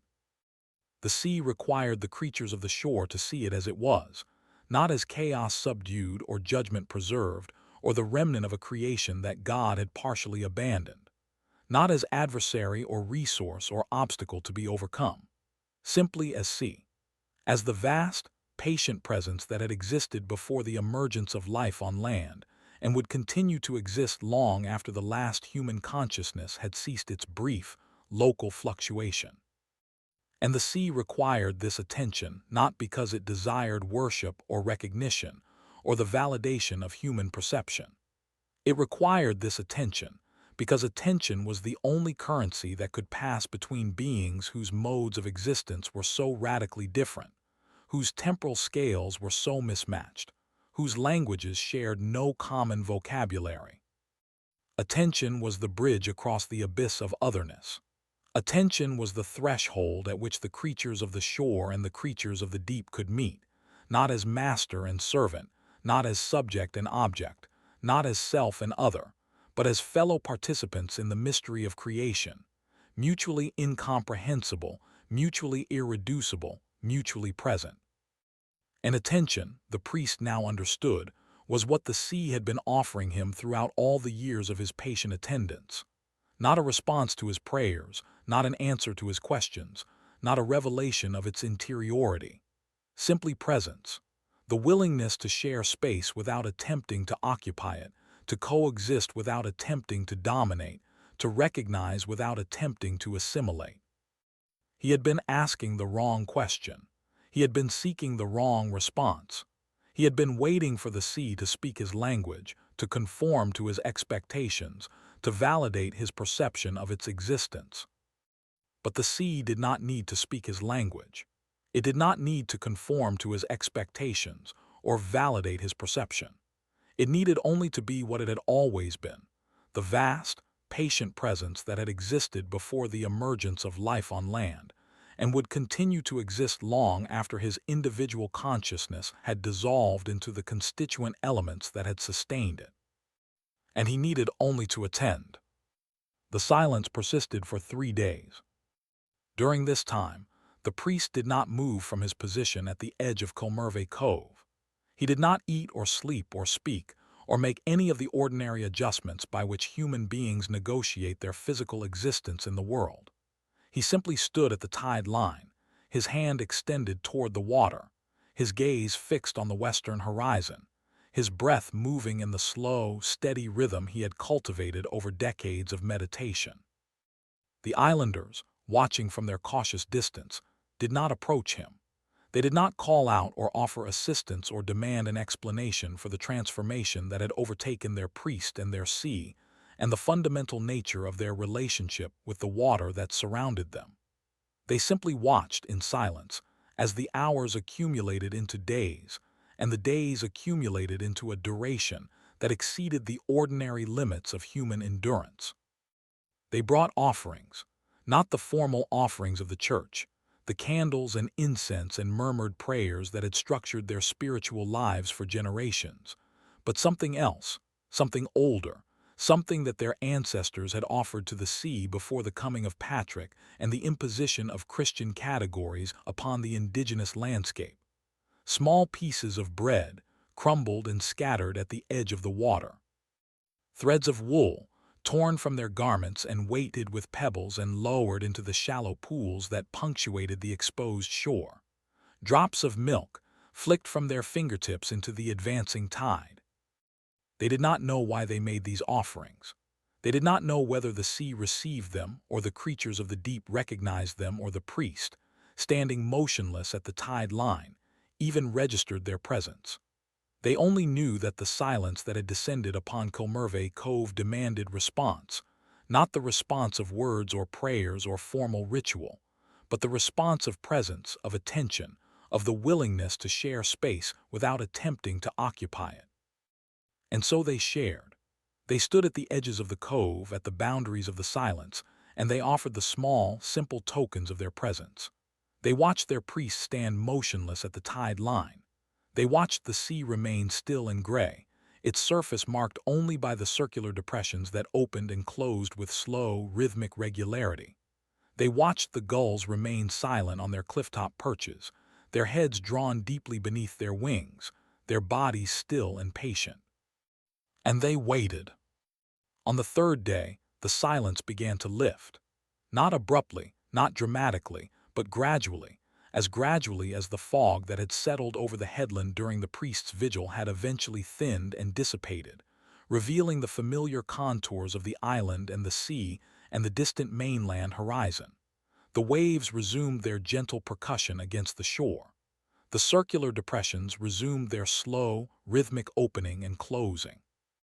The gulls, tentatively at first and then with greater confidence, emerged from their patient seclusion and began to cry. The priest lowered his hand. His arm, extended for 3 days and 3 nights, now ached with a fatigue that transcended ordinary physical exhaustion and entered the realm of something else, something that the mystics of his tradition had called the dark night of the soul, but that he recognized in this moment as something simpler and more profound. He had given everything he had to give. He had offered his attention, his presence, his willingness to stand at the boundary between land and sea and simply wait. He had asked his question, and received his answer and remained in the silence long enough to ensure that he had not misunderstood its significance. And now the silence had released him. Not because his vigil was complete or his question had been adequately answered or his presence was no longer required. The silence had released him because the sea, in its vast, patient wisdom, had recognized that he had given all he could give, and that his body, that fragile vessel of consciousness and memory and the accumulated experiences of 6 decades of terrestrial existence, could sustain no more. He turned away from the water. His legs, which had supported his weight for 3 days and 3 nights without movement, now trembled violently with the effort of locomotion. His vision, compromised by fatigue and the gray, diffused light of the overcast afternoon, doubled and then slowly resolved back into single focus. His breath, which had maintained its slow, steady rhythm throughout his vigil, now came in shallow, rapid gasps. He took a step toward the path that led from the cove to his cell, then another, then another. The islanders, watching from their positions at the edges of the cove, did not approach him. They did not call out or offer assistance or demand an explanation for the transformation they had witnessed. They simply watched in silence as their priest made his slow, laborious way up the winding path and disappeared into the stone dwelling that had been his home since his arrival on the island. Behind him, the sea continued its patient negotiation with the shore. The tide, having reached its farthest advance, paused for a moment of absolute stillness and then began its slow, inexorable retreat. But the gulls continued to cry, and the fishermen, listening to those cries from their cottages and taverns and the narrow stone jetties where their curates waited for the morning launch, recognized that the silence had lifted not because the sea had withdrawn its presence, but because the sea had accepted the offerings they had made and released them from the obligation of further response. The sea was no longer waiting. The sea was simply present. The weeks that followed the lifting of the silence were, for the islanders of Inishmore, a period of gradual and uncertain adjustment. They continued to launch their curates each morning and lower their nets into the gray, still water and haul them up again at evening, empty or nearly empty of the mackerel and herring that had sustained their community for generations. They continued to watch the silent gulls and the circular depressions that opened and closed with slow, rhythmic regularity, and the thin thread of smoke that rose from their priest's hearth. But something had shifted in their relationship with these phenomena. The empty nets, which had initially provoked anxiety and whispered speculation about the consequences of the priest's pronouncement, now seemed less like punishment and more like invitation. An invitation to attend more closely to the sea itself, to release their expectation of what the water should provide and simply receive whatever it chose to offer. And gradually, almost imperceptibly, the sea began to offer. Not fish, not the familiar, marketable species that had formed the basis of the island economy for generations. Something else. Something that the islanders had never harvested in significant quantities, but that their ancestors, the generations who had inhabited this coast before the development of commercial fishing, had recognized as a legitimate gift of the sea. Seaweed, kelp, the long, leathery fronds of laminaria and the delicate, branching filaments of fucus and the small, pearly vesicles of escaphyllum that popped with satisfying pressure when squeezed between thumb and forefinger. The islanders had always gathered seaweed for fertilizer and animal fodder, and the occasional medicinal application, but they had never regarded it as a primary resource, never organized their labor around its harvest, never developed the specialized vocabulary and techniques that their ancestors had employed before the codification of maritime law and the imposition of property regimes upon the common waters. Now they began to remember. The old men, the ones who still spoke Irish among themselves and switched to English only when addressing outsiders, found themselves recalling words they had not used since childhood, words for the different species of kelp and the optimal phases of the moon for harvesting, and the proper methods of drying and storing the fronds to preserve their nutritional value. The women, who had always gathered seaweed for their kitchen gardens and medicinal cabinets, began to experiment with new applications, incorporating the dried and powdered fronds into bread and soup, and the small, dense cakes that sustained the islanders through the long winter months.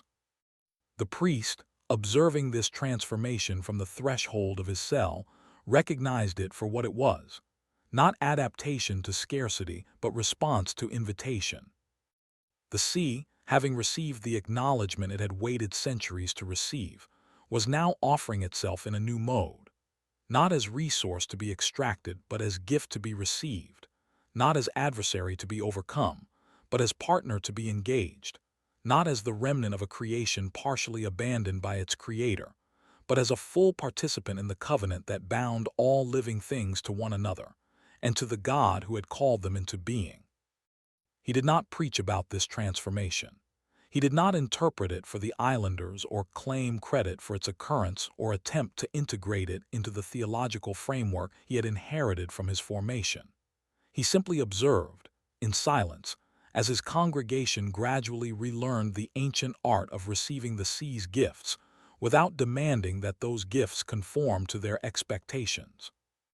And he waited, not for another response from the sea, not for further confirmation of his pronouncement's efficacy, not for the resolution of the theological questions that continued to circulate through his consciousness during the long hours of his seclusion. He waited for something else, something he could not name and did not attempt to define, something that the sea, in its vast, patient wisdom, would reveal when the time was right and not a moment before. The winter of 1271 was the mildest the islanders could remember. The great gales that had swept the coast in previous years, pinning them to their cottages and reducing communication between settlements to shouted messages carried by boys tied to ropes, did not return. The sea remained calm, its surface flat and gray, its behavior predictable and almost docile. The temperature, which ordinarily dropped to freezing and below during the darkest months, remained several degrees above the threshold at which seawater begins to crystallize into the slushy, dangerous suspension that the islanders called sewage. They did not know what to make of this mildness. Their ancestors, the generations who had inhabited this coast before the coming of Patrick and the imposition of Christian categories upon the indigenous landscape, would have recognized it as a sign, the sea's acknowledgment of the covenant that had been renewed at the edge of Kilmurvey Cove. But the islanders of 1271 had lost the interpretive framework that would have allowed them to read such signs.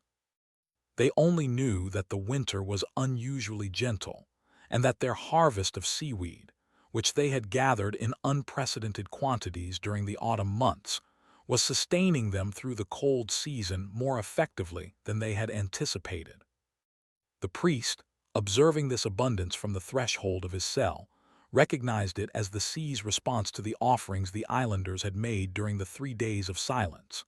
Not a quid pro quo, not a transactional exchange of gift for countergift, but something else, something more akin to the mutual recognition that occurs between two beings who have finally learned to perceive one another without the distorting lens of fear and expectation. The sea had received the bread and the wool and the drops of milk. It had received the attention, the presence, the willingness to share space without attempting to occupy it. And it had responded not with the fish the islanders had expected, but with the seaweed they had needed, not with the fulfillment of their desires, but with the satisfaction of their requirements, not with the answer they had demanded, but with the gift they had forgotten they could receive. The priest did not preach about this reciprocity. He did not interpret it for the islanders or claim credit for its occurrence or attempt to integrate it into the theological framework he had inherited from his formation. He simply observed, in silence, as his congregation gradually developed a new relationship with the sea that surrounded them, a relationship based not on extraction and expectation, but on reception and gratitude. And he continued to wait, not for another sign from the sea, not for further confirmation of his pronouncement's efficacy, not for the resolution of the theological questions that continued to circulate through his consciousness during the long hours of his seclusion. He waited for something else, something he could not name and did not attempt to define, something that the sea, in its vast, patient wisdom, was preparing to reveal. The revelation, when it came, arrived not through the sea but through the woman. She had not returned to Inishmore since the morning she had walked out of the priest's cell and into the gray light, carrying her bundle wrapped in old cloth and the weight of her impossible confession. The islanders, respecting her solitude and the nature of her grief, had not spoken of her in the months following her departure. They had not asked the priest what she had confessed, or why she had traveled across the Sound to seek his counsel, or where she had gone after leaving his threshold. They had simply allowed her to pass out of their collective memory, as the sea allows the retreating tide to withdraw beyond the visible horizon. But she had not forgotten them.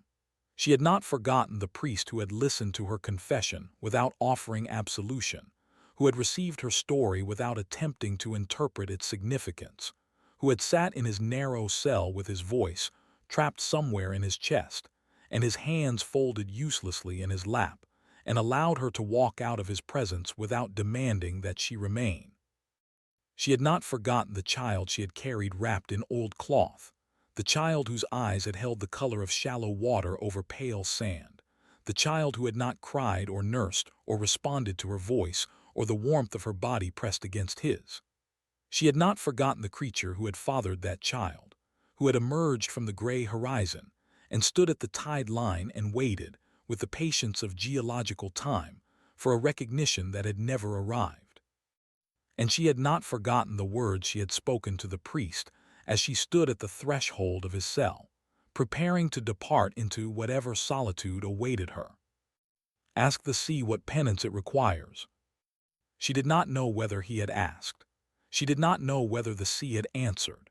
She did not know whether the words she had spoken, which had seemed to her at the moment of utterance less like counsel than like curse, had accomplished anything beyond the further accumulation of her already insupportable burden of guilt and grief. But she knew that she could not remain in the solitude she had chosen. She knew that she could not continue to carry her impossible burden without assistance, without counsel, without the presence of another human being who had heard her confession and received her story and recognized, however imperfectly, the nature of the transgression she had committed against her husband and her God and the natural order of creation. And so she returned to Inishmore. She arrived on the first day of spring, when the boundary between land and sea is at its most permeable, and the creatures of the deep are said to venture closer to the shore than at any other time of the year. She came not by curach but on foot, crossing the Sound at low tide by means of the ancient causeway that the islanders believed had been constructed by the Fir Bolg, the legendary inhabitants of Ireland before the coming of the Tuatha De Danann. The causeway was treacherous, its stones worn smooth by centuries of tidal immersion and coated with slick green algae that offered uncertain footing. But she navigated its length without hesitation, her bare feet finding purchase on surfaces that would have defeated any ordinary traveler.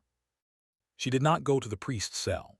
She did not seek out the islanders who had witnessed her previous visit and might recognize her face or the bundle she still carried, wrapped in the same old cloth that had preserved her child's body through the winter months. She went directly to Kilmurvey Cove, to the place where the priest had stood at the tide line and pronounced the sentence of excommunication, and waited in silence for the sea's response. And there, at the edge of the water, she encountered something she had not expected. The creature was waiting for her. He stood at the tide line, his form more distinct than it had appeared during their nocturnal meetings on the Connemara coast. In the clear, cold light of the spring morning, she could see the delicate gill slits at his neck, the transparent membrane between his fingers, the subtle iridescence of his skin that shifted through shades of gray and silver and the faintest suggestion of green. His eyes, which held the color of shallow water over pale sand, were fixed on her face with an intensity that registered not as demand, but as attention, the same quality of attention that the priest had cultivated over 2 decades of patient attendance at the boundary between land and sea. He did not speak, He did not move. He simply stood at the edge of the water, his webbed fingers extended slightly toward her, his gaze steady and unwavering. She did not speak. She did not move. She simply stood at the edge of the shore, her bundle clutched against her chest, her gaze locked with his. The silence between them was not the absolute, total absence of vibration that the priest had experienced during his vigil. It was not the silence of expectation or judgment, or the withholding of response. It was the silence of recognition, the silence that occurs between two beings who have finally learned to perceive one another without the distorting lens of fear and desire, who have finally arrived at a place of mutual presence and patient attention. She did not know how long they stood there, facing one another across the narrow boundary between land and sea. Time, which had moved with such relentless forward momentum throughout the months of her solitude and grief, now seemed to slow and pool and circulate in eddies that carried her consciousness back to the nights of their union, and forward to whatever resolution awaited them, and sideways into dimensions of experience for which her language had no adequate vocabulary. She only knew that, at some point in this suspension of ordinary temporality, she became aware of another presence at the edge of her perception. She turned, slowly, carefully, as though any sudden movement might shatter the delicate equilibrium that had been established between herself and the creature of the deep. The priest was standing at the entrance to the cove, his black woolen tunic wrinkled and damp, his gray-streaked beard untrimmed, his eyes holding the same color of shallow water over pale sand that she had observed in her child and his father, and now, it seemed, in this man who had spent 2 decades attending the boundary between land and sea, and had finally learned to perceive the presence that had been manifesting itself throughout all those years of patient attendance. He did not speak. He did not move. He simply stood at the edge of the cove, his gaze moving slowly between her face and the creature's face, and the bundle wrapped in oiled cloth that she still clutched against her chest. And then, without quite knowing how she had arrived at this decision, she extended her arms and offered him the child. Chapter 7. The Bishop's Inquiry. The news of the priest's pronouncement reached the mainland not through the islanders, who maintained their characteristic silence regarding matters they did not fully understand, but through the agency of a Galway merchant who had visited Inishmore in the autumn of 1271 to purchase kelp and salt fish, and had returned with a story so extraordinary that he felt compelled to share it with every willing listener in the taverns and marketplaces of the city. The merchant's account was not accurate. It had been shaped by his own expectations and prejudices, by the limitations of his vocabulary and the constraints of his imagination, by the simple fact that he had not witnessed the events he described, and was therefore forced to reconstruct them from the fragmentary and reluctant testimony of islanders who had no desire to discuss their priest's activities with an outsider. In his telling, the priest had not excommunicated the ocean, but cursed it. He had not sought to acknowledge the sea's presence, but to destroy it. He had not stood in patient attendance at the boundary between land and water, but had raged against the waves like the Hebrew prophets against the idolatrous nations. This distorted account, embellished with each retelling, eventually reached the ears of the Bishop of Killaloe, in whose diocese the Aran Islands were then situated. The bishop, a pragmatic administrator who had spent his career navigating the complex currents of ecclesiastical politics, and had little patience for the extravagant spiritual claims that seemed to proliferate in the western extremities of his jurisdiction, received the news with the weary resignation of a man who had long suspected that his remote island parishes were incubating some form of religious irregularity. He did not dispatch an inquisitor. He did not initiate a formal investigation or convene a tribunal or issue a public condemnation of the priest's actions. He simply sent a quiet man to ask quiet questions and compose a quiet report that could be filed in the diocesan archives and forgotten by all except the archivists who would occasionally encounter it while searching for something else. The quiet man arrived on Inishmore in the spring of 1272, exactly 1 year after the woman's return to the cove, and the creature's emergence from the water and the priest's silent reception of the child, wrapped in old cloth. He came not by curach, but by the regular supply boat from Galway, his ecclesiastical habit conspicuous among the rough woolens and oilskins of the islanders who crowded the narrow jetty to receive the cargo of flour and salt and news from the mainland. He did not announce his purpose. He did not identify himself as the bishop's representative or request an audience with the priest or demand access to the parish records. He simply began to ask questions, casual, conversational questions about the weather and the fishing and the health of the islanders and the condition of their church, and listened with patient attention to the answers he received. The islanders, who had developed a sophisticated capacity for detecting and deflecting the inquiries of outsiders, answered his questions with the same careful evasions they had employed for generations. The weather was variable. The fishing was uncertain.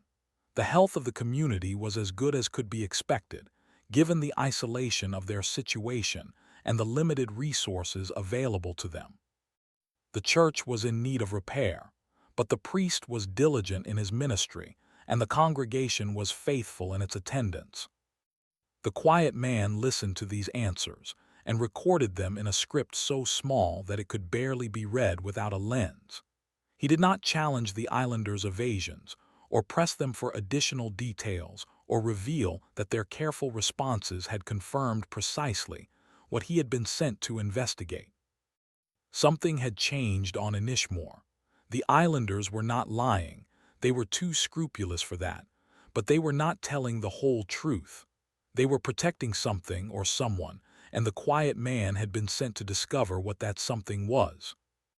The quiet man's name has not been preserved in the historical record. The report he eventually submitted to the Bishop of Killaloe is signed only with a single initial, F, and the formulaic valediction common to ecclesiastical correspondence of the period.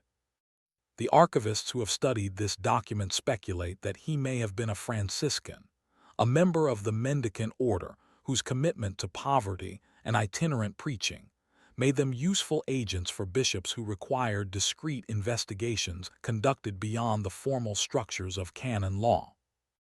Whatever his identity, he possessed qualities that made him unusually effective in his role. He was patient, observant, and utterly devoid of the arrogance that characterized so many ecclesiastical officials dispatched to investigate provincial irregularities. He did not assume that the islanders were superstitious, or the priest was heretical, or the stories circulating in Galway taverns were accurate representations of events on Inishmore. He simply collected information, weighed its credibility, and composed his report with the detached precision of a scholar compiling a natural history of a previously undocumented species. His report, which now resides in the diocesan archives in Killaloe, or did reside there until the archival reorganization of the 19th century, when it was transferred to a regional repository and subsequently misplaced in the general chaos of Irish institutional history, consists of 17 folio pages written in that remarkably small script. The pages are not numbered. The paragraphs are not organized according to any discernible system. The observations are recorded in the order they occurred to the author, without apparent regard for chronology or thematic coherence. But certain passages, when examined closely, reveal the outlines of the story the quiet man had been sent to uncover. He noted, for example, that the islanders no longer fished during the novena of St. Brendan. This was not unprecedented. Many coastal communities observed certain restrictions during the 9 days preceding the saint's feast, but the islanders of Inishmore seemed to observe these restrictions with an intensity that exceeded ordinary devotional practice. They did not merely refrain from fishing. They refrained from approaching the water at all, remaining within their cottages or gathered in small groups at the center of the island, their faces turned away from the sea that surrounded them. He noted, too, that the priest of Inishmore had not celebrated Mass since the previous autumn. This was more significant. A priest who failed to perform the ordinary functions of his ministry was, by definition, a priest who had abandoned his vocation or been prevented from exercising it by circumstances beyond his control. The quiet man inquired discreetly about the priest's health and was informed that he was weary and in need of rest. He inquired about the possibility of a replacement and was informed that none was available, and in any case, none was required. Most significantly, he noted that the islanders consistently directed his attention away from Kilmurvey Cove. They did not forbid him to visit the cove. They were too polite, too conscious of their obligations to hospitality, to issue such a prohibition. But they made it clear, through subtle gestures and careful omissions, that the cove was not a place where visitors were welcome. When he expressed interest in examining the ancient church on the northern edge of Inishmore, the church dedicated to the saint whose name had been erased from the martyrologies, he was informed that the path was dangerous, and the structure was unstable, and the tide would soon be rising, and perhaps he would prefer to examine the more accessible ruins at the center of the island. The quiet man, who had not been sent to Inishmore to examine ancient churches or explore dangerous coves, did not press the matter. He had gathered sufficient information to compose his report, and he was not the sort of investigator who exceeded his mandate in pursuit of information he had not been authorized to collect. But he could not entirely suppress his curiosity, and on his final evening on the island, as the gray light of the spring afternoon faded toward the deeper gray of evening, he found himself walking along the winding path that led toward the northern headland, and the cove that the islanders did not want him to visit. The path to Kilmurvey Cove was not, as the islanders had suggested, particularly dangerous. It was narrow and uneven, certainly, and the limestone pavement was slick with the moisture that perpetually condensed from the Atlantic air. But the quiet man had traversed far more treacherous terrain in the course of his investigations, and was not deterred by the possibility of a minor fall or the inconvenience of wet feet. He walked slowly, his attention divided between the path before him and the landscape that unfolded on either side. The island, which had seemed from the water a uniform expanse of gray stone and sparse vegetation, revealed itself at close range as a complex mosaic of microclimates and hidden habitats. Shallow depressions in the limestone held pockets of dark, peaty soil that supported clusters of sea pink and thrift, their delicate flowers trembling in the salt-laden breeze. Deeper fissures, worn by centuries of water erosion, sheltered ferns and mosses that would have seemed more at home in the damp woodlands of the mainland. The air carried the mingled scents of salt and stone, and the sweet, slightly musky perfume of flowering heather. He reached the entrance to the cove as the sun completed its slow descent below the western horizon. The last light of the dying day caught the surface of the water and transformed it into a sheet of hammered silver, its surface marked by small, circular depressions that opened and closed with slow, rhythmic regularity. The gulls, which had accompanied his approach with their characteristic cries, now fell silent, settling onto their clifftop perches with the careful, deliberate movements of creatures who have learned to conserve their energy for the demands of the coming night. The quiet man stood at the entrance to the cove and observed this scene with the patient attention he had cultivated over decades of ecclesiastical investigation. He did not attempt to interpret what he witnessed or impose meaning upon phenomena he did not understand. He simply observed and recorded his observations in the precise, economical prose that characterized his official reports. The cove is sheltered from the prevailing wind by the configuration of the surrounding cliffs. The water is unusually still, its surface disturbed only by circular depressions approximately 12 inches in diameter that open and close at irregular intervals.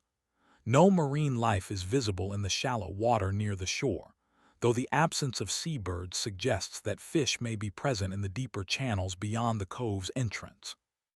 The beach consists of limestone pavement worn smooth by centuries of tidal action. The surface bears numerous markings, linear scratches radiating from a central point, that appear to be natural formations but may have been enhanced by human agency. The origin and purpose of these markings could not be determined during this brief examination. The atmosphere of the cove is notable for its quality of stillness. Sound is absorbed rather than reflected, giving the impression that one is speaking into an empty chamber rather than an open coastal environment. This acoustic phenomenon may be attributable to the configuration of the surrounding cliffs, though further investigation would be required to confirm this hypothesis. He paused in his writing, his pen hovering above the surface of the paper. Something had caught his attention, a movement at the edge of his vision, a subtle shift in the quality of the light, a sound that was not quite a sound and not quite silence. He looked up from his notes and directed his gaze toward the water's edge. The figure standing at the tide line was not the priest. It was not any of the islanders he had interviewed during his week on Inishmore. It was not, so far as he could determine, entirely human. The creature stood at the boundary between land and sea, its form silhouetted against the silver surface of the water.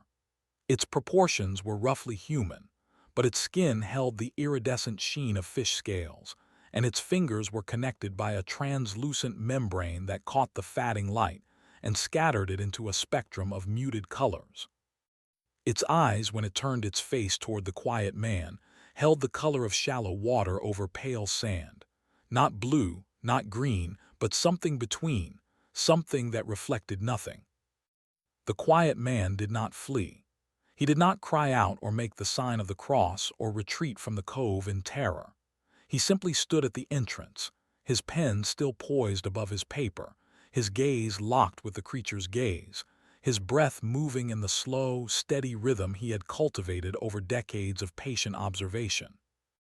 The creature regarded him with what appeared to be curiosity. Its head tilted slightly to one side, its gill slits fluttering with each slow exhalation of air. Its webbed fingers extended slightly toward him, not in threat or supplication, but in something that might have been greeting or recognition. The quiet man did not record this encounter in his report. He did not mention the creature or the cove or the circular depressions that opened and closed with slow, rhythmic regularity. He did not describe the quality of the stillness that had settled over the water or the color of the creature's eyes, or the precise shade of iridescence that shimmered across its skin. He simply completed his investigation, composed his report, and returned to the mainland with the same quiet efficiency that had characterized his entire career as the bishop's discreet agent. But he never again visited the western coast. He never again accepted an assignment that required him to cross the Sound to the Aran Islands. He never again looked at the sea without remembering the creature that had stood at the tide line and regarded him with eyes that held the color of shallow water over pale sand. And in the quiet moments before sleep, when his conscious mind released its grip on the ordinary categories of perception and something else, something older, something that predates the distinction between self and world, rose to meet the attending darkness, he found himself wondering whether the creature had recognized him not as an individual, but as a representative of something larger.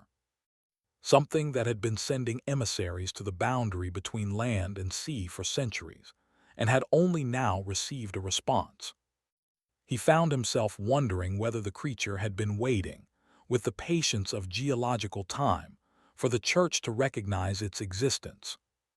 He found himself wondering whether the priest of Inishmore, in pronouncing the sentence of excommunication at the edge of Kilmurvey Cove, had not been performing an act of separation, but an act of introduction, the formal presentation of one covenant partner to another, the ceremonial acknowledgment of a presence that had been manifesting itself throughout all the centuries of human habitation on this coast, but had only now been properly introduced.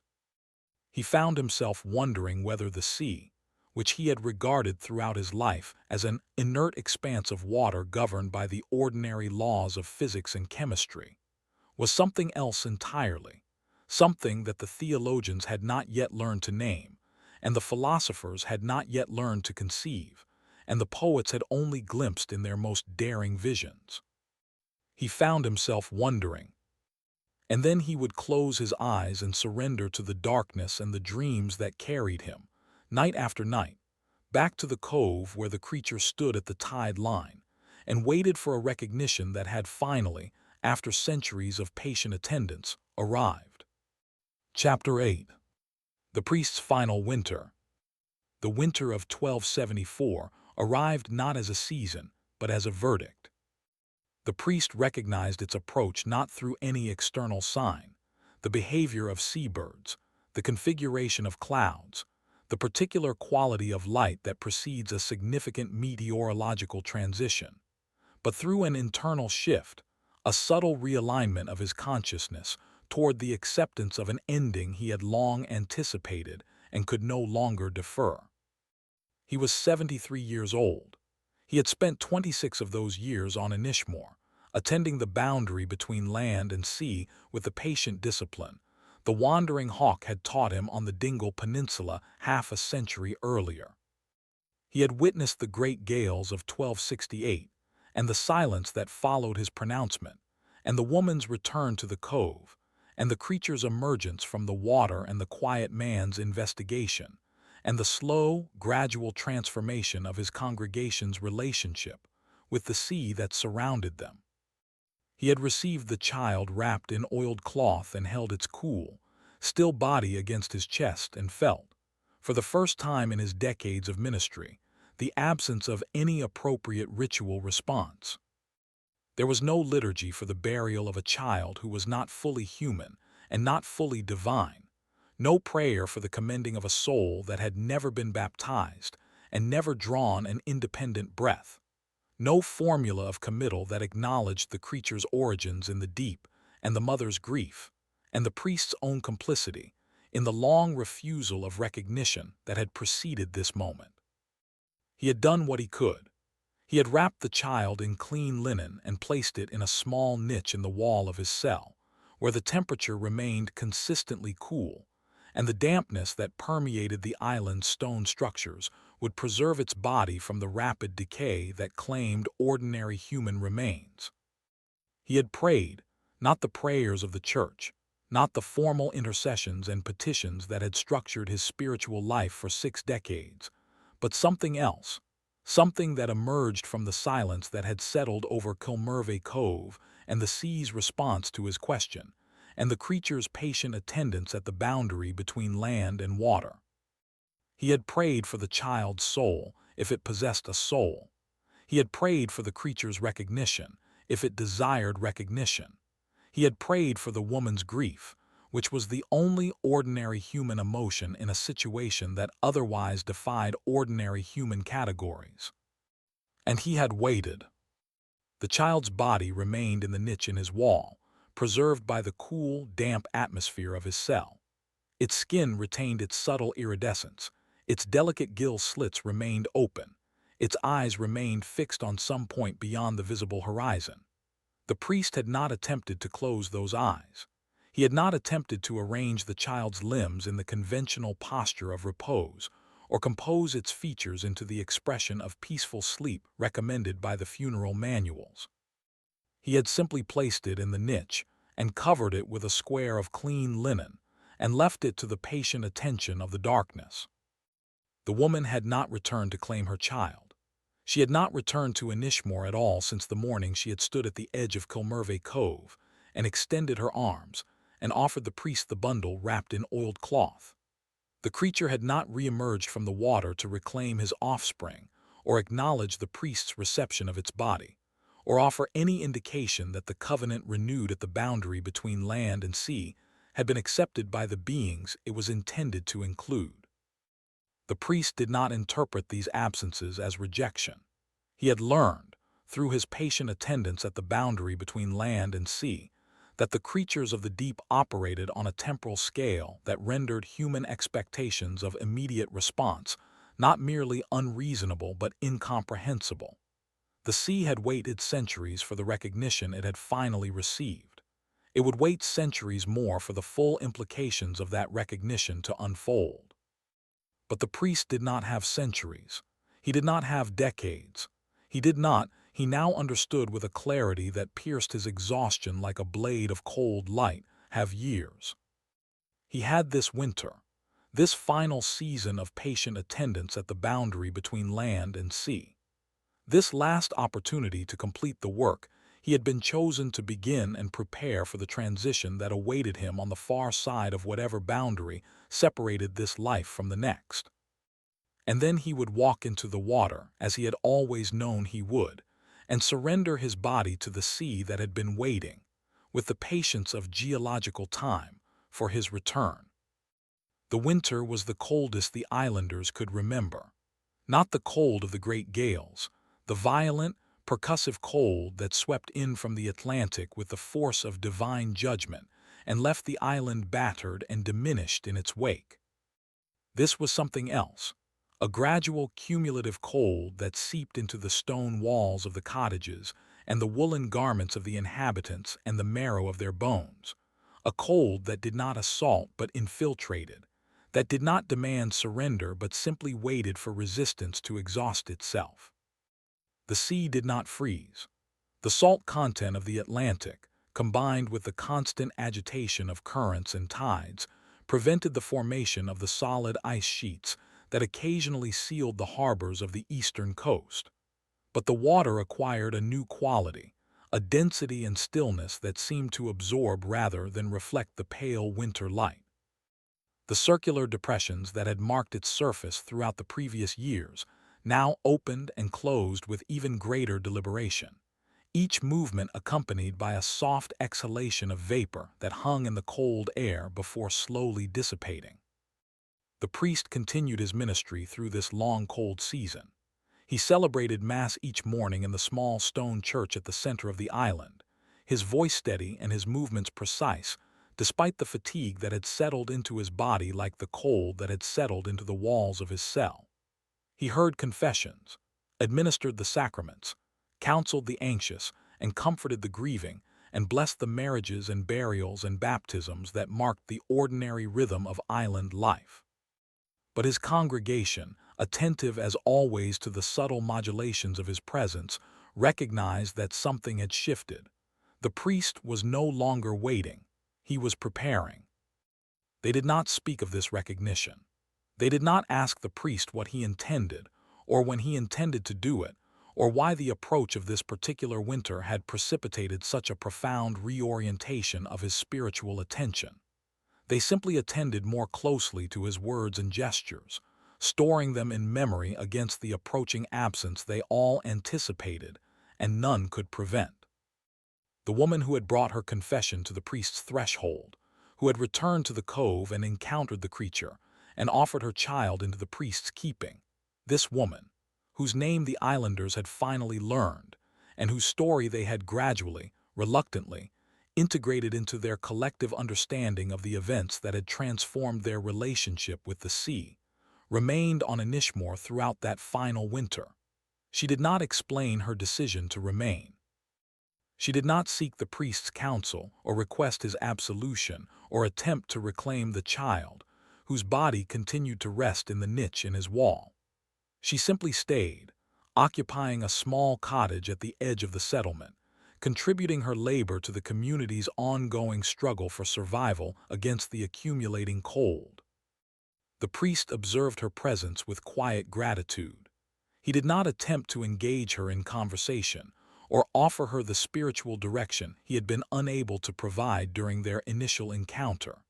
He simply acknowledged, in the silent attention he directed toward her each morning as she emerged from her cottage to draw water from the communal well, that her presence on the island was not coincidental. She had returned to witness his completion. She had returned to receive, at the conclusion of his ministry, the acknowledgment he had been unable to offer at its crisis. She had returned to stand at the boundary between land and sea and observe, with the patient attention of the creatures of the deep, the final act of the drama that her confession had initiated.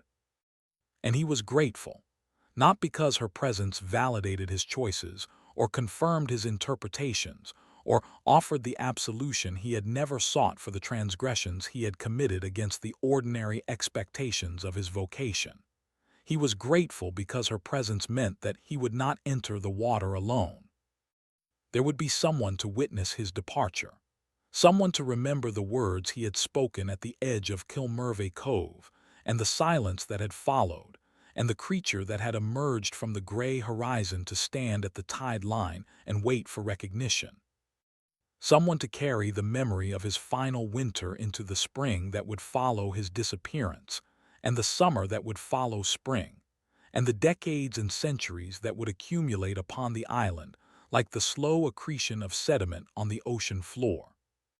Someone to attend the boundary between land and sea, after he could no longer attend it himself.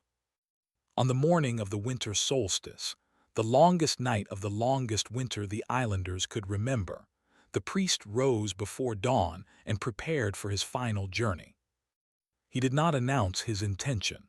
He did not summon the islanders to witness his departure or request their blessing on his enterprise, or offer any explanation for the actions he was about to perform. He simply rose from his narrow bed, dressed himself in the vestments he had not worn since the autumn of 1271. The white alb, the green stole embroidered with the symbols of the four evangelists, the chasuble of heavy wool that had been presented to him by his mother on the day of his ordination, and had accompanied him through all the years of his ministry, and walked out of his cell into the gray, cold light of the solstice morning. The islanders, who had maintained their patient vigil throughout the long winter, observed his passage from the thresholds of their cottages. They did not call out to him, or attempt to block his path or demand that he reconsider his decision. They simply watched, in silence, as their priest of 26 years made his slow, deliberate way along the winding path that led from the settlement to the northern headland, and the cove that had become the focus of his spiritual attention. The woman followed at a distance, not to intervene, not to prevent his departure, not to claim the child whose body remained in the niche in his wall. She followed because she had returned to Inishmore to witness his completion, and the completion was now at hand. The priest reached the entrance to Kilmurvey Cove as the sun, invisible behind the thick layer of gray cloud that had covered the island for weeks, approached its zenith. The light, such as it was, fell evenly across the landscape, casting no shadows, creating no contrast between illumination and obscurity. The sea lay flat and still, its surface marked by the circular depressions that opened and closed with slow, rhythmic regularity. The gulls, silent on their clifftop perches, observed his approach with the patient attention of creatures who have learned to wait. The priest stood at the tide line. He did not raise his hand or trace the pattern in the cold morning air, or pronounce the words that had transformed his relationship with the sea and the creatures of the deep, and the congregation he had served for more than 2 decades. He simply stood, his gaze fixed on the western horizon, his breath moving in the slow, steady rhythm he had cultivated over a lifetime of patient attendance. He held in his hands the crucifix carved from bog oak that had been given to him by the wandering hawk on the day of his departure from the Dingle Peninsula. The carving was crude, the figure of Christ barely distinguishable from the cross that supported it, the features worn smooth by decades of handling, and the abrasive texture of the woolen garments against which it had been pressed in countless moments of prayer and meditation. But the wood itself possessed a quality that transcended the limitations of its carving. It was dark, almost black, its surface polished to a soft luster by the oils of countless human hands. It was warm to the touch, despite the cold of the winter morning. It was, the priest had always believed, alive in some sense that exceeded the ordinary categories of biological existence. He looked at the crucifix for a long time. He traced the outline of the figure with his thumb, following the curve of the bowed head and the slope of the shoulders, and the faint, almost imperceptible indication of the wounds in hands and feet and side. He remembered the day the wandering hawk had placed this object in his hands and spoken the words that had shaped his vocation. "This is not a symbol of suffering but of presence. God did not become human to suffer. God became human to be present. The suffering was incidental, the consequence of presence in a world that had forgotten how to attend. But the presence was essential, the eternal willingness of the Creator to inhabit the creation and share its limitations and wait, with the patience of geological time, for the creation to recognize its presence and respond. The priest had not understood these words when he first heard them. He had been 23 years old, eager and anxious, and utterly unprepared for the ministry that awaited him on the western coast. He had understood the theology of atonement, the satisfaction theory and the ransom theory, and the various attempts of the scholastic theologians to explain why God had chosen to become incarnate and suffer death and descend into hell and rise again on the third day. He had not understood the theology of presence, the patient attention of a God who did not demand recognition, but simply waited for it, who did not compel response, but simply offered the possibility of response, and trusted that possibility to the slow, uncertain process of human transformation. He understood now. He understood that the crucifix in his hands was not a symbol of suffering, but of presence. He understood that the God who had become incarnate in Jesus of Nazareth had not come to conquer or condemn or compel, but simply to be present, to share the limitations of embodied existence and wait, with the patience of geological time, for the creation to recognize its creator and respond with the only currency that could pass between beings whose modes of existence were so radically different. He understood that his own patient attendance at the boundary between land and sea had been not an imitation of Christ's suffering, but an imitation of Christ's presence. The willingness to share space without attempting to occupy it, to coexist without attempting to dominate, to recognize without attempting to assimilate. He understood that the excommunication he had pronounced at the edge of this cove had been not an act of separation, but an act of presence, the formal acknowledgment that the sea and its creatures existed in a mode of being that the Church had never learned to attend, and that this mode of being was not deficient or aberrant or in need of correction, but simply other, and that this otherness was not a problem to be solved, but a gift to be received. He understood that the child whose body remained in the niche in his wall was not a tragedy to be mourned, but a revelation to be preserved, the visible evidence that the boundary between land and sea was not a barrier but a threshold, that the creatures of the shore and the creatures of the deep could meet and mingle and produce offspring that participated in both modes of existence, that the covenant renewed at the edge of this cove was not merely a diplomatic agreement between separate nations, but a marriage covenant, a binding of flesh to flesh and spirit to spirit and being to being. He understood, finally, that his own death was not an ending but a transition, the crossing of the final threshold that separated his terrestrial existence from whatever awaited him on the far side of the boundary between life and death. He did not know what awaited him. He did not know whether the God he had served for 6 decades would receive him into eternal rest, or whether his consciousness would simply dissolve into the constituent elements that had sustained it, or whether something else entirely, something for which his theological vocabulary had no adequate terminology, would emerge from the darkness to meet him. But he knew that the sea was waiting. He knew that the creatures of the deep were waiting. He knew that the woman who had followed him to the cove, and the congregation he had served for 26 years, and the child whose body remained in the niche in his wall, and the creature who had fathered that child, and the quiet man who had encountered that creature at the edge of this cove, and the wandering hawk who had placed this crucifix in his hands half a century earlier.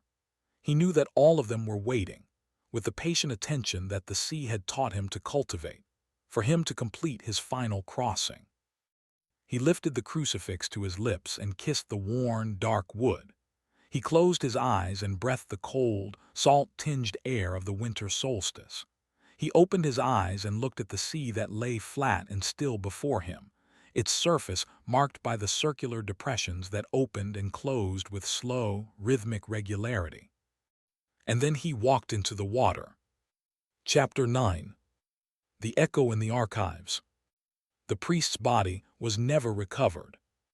The islanders, maintaining their vigil at the edges of Kilmurvey Cove throughout the long afternoon of the winter solstice, watched him walk into the water and continue walking, his vestments darkening as the sea rose above his ankles, his knees, his waist, his chest. They watched the circular depressions open and close around him, each exhalation of vapor catching the fading light and transforming it into a momentary corona of silver radiance. They watched his head disappear beneath the surface, the gray strands of his hair floating briefly on the still water before the circular depressions closed over them, and the sea resumed its patient, rhythmic respiration. They did not attempt to follow him. They did not launch their curats or dive into the water or cry out in protest or grief.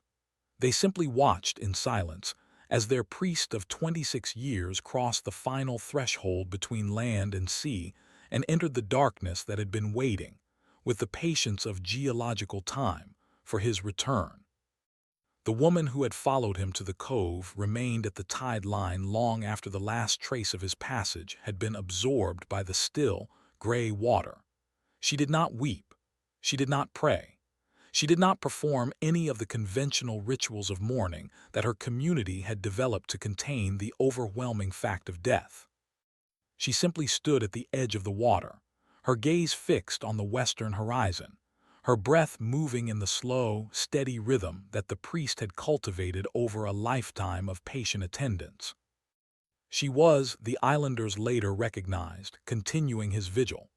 She was attending the boundary between land and sea, waiting, not for the priest to return, not for the sea to respond, not for any of the conventional signs of divine presence or absence, but simply waiting, with the patient attention that the sea had taught the priest and the priest had taught her.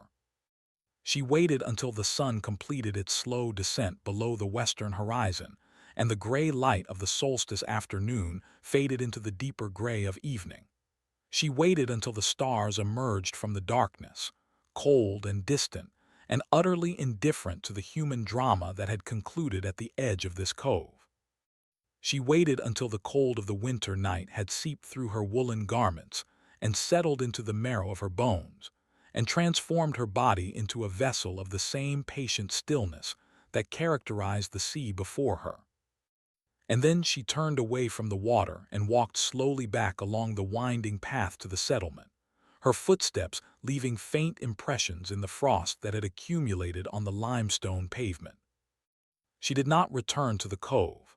She did not resume her vigil at the boundary between land and sea. She did not attempt to maintain the priest's ministry or interpret his teachings or preserve his memory through the conventional mechanisms of hagiography and memorialization. But she remained on Inishmore. She remained in the small cottage at the edge of the settlement, contributing her labor to the community's ongoing struggle for survival against the harsh Atlantic environment. She remained present, patient, attentive, a living embodiment of the discipline the priest had cultivated and the sea had recognized, and the covenant renewed at the edge of Kilmurvey Cove required of those who would attend the boundary between land and sea. And she remained silent, not the silence of trauma or grief or the deliberate withholding of speech, but the silence of presence, the willingness to share space without attempting to occupy it, to coexist without attempting to dominate, to recognize without attempting to assimilate. The silence that the sea had taught the priest and the priest had taught her. The centuries accumulated upon Inishmore like the slow accretion of sediment on the ocean floor. The islanders continued their patient negotiation with the sea that surrounded them. They launched their curats each morning and lowered their nets into the gray, still water and hauled them up again at evening, receiving whatever the sea chose to offer, sometimes fish, sometimes seaweed, sometimes nothing at all. They observed the restrictions their ancestors had observed, refraining from fishing during the novena of St. Brendan, and maintaining a respectful distance from Kilmurvey Cove and the ancient church on the northern headland. They preserved the memory of the priest who had excommunicated the ocean, though the details of his story grew increasingly vague with each passing generation, and the purpose of his pronouncement became confused with the conventional categories of curse and blessing, and the ordinary operations of divine providence. The woman remained on Inishmore until her death, at an age so advanced that even the oldest islanders could not remember a time when she had not been present. She did not speak of her encounter with the creature of the deep or her child who had not drawn an independent breath, or the priest who had received that child's body into his keeping and walked into the sea on the winter solstice. She simply remained, present and patient and attentive, until her body finally surrendered its long vigil and joined the accumulated sediment of island history. The child's body remained in the niche in the priest's wall.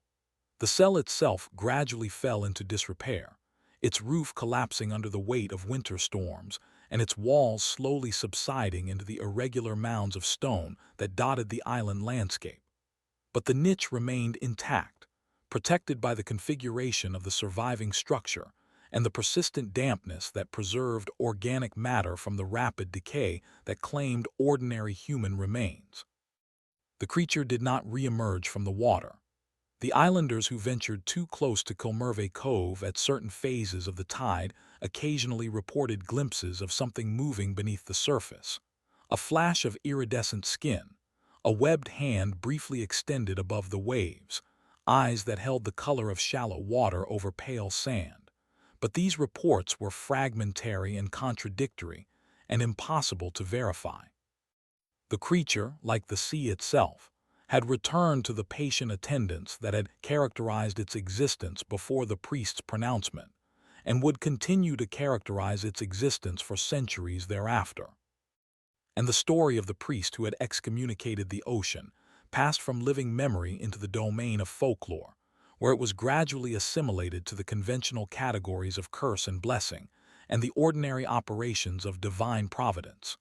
The priest became a saint, though no formal canonization was ever sought or granted.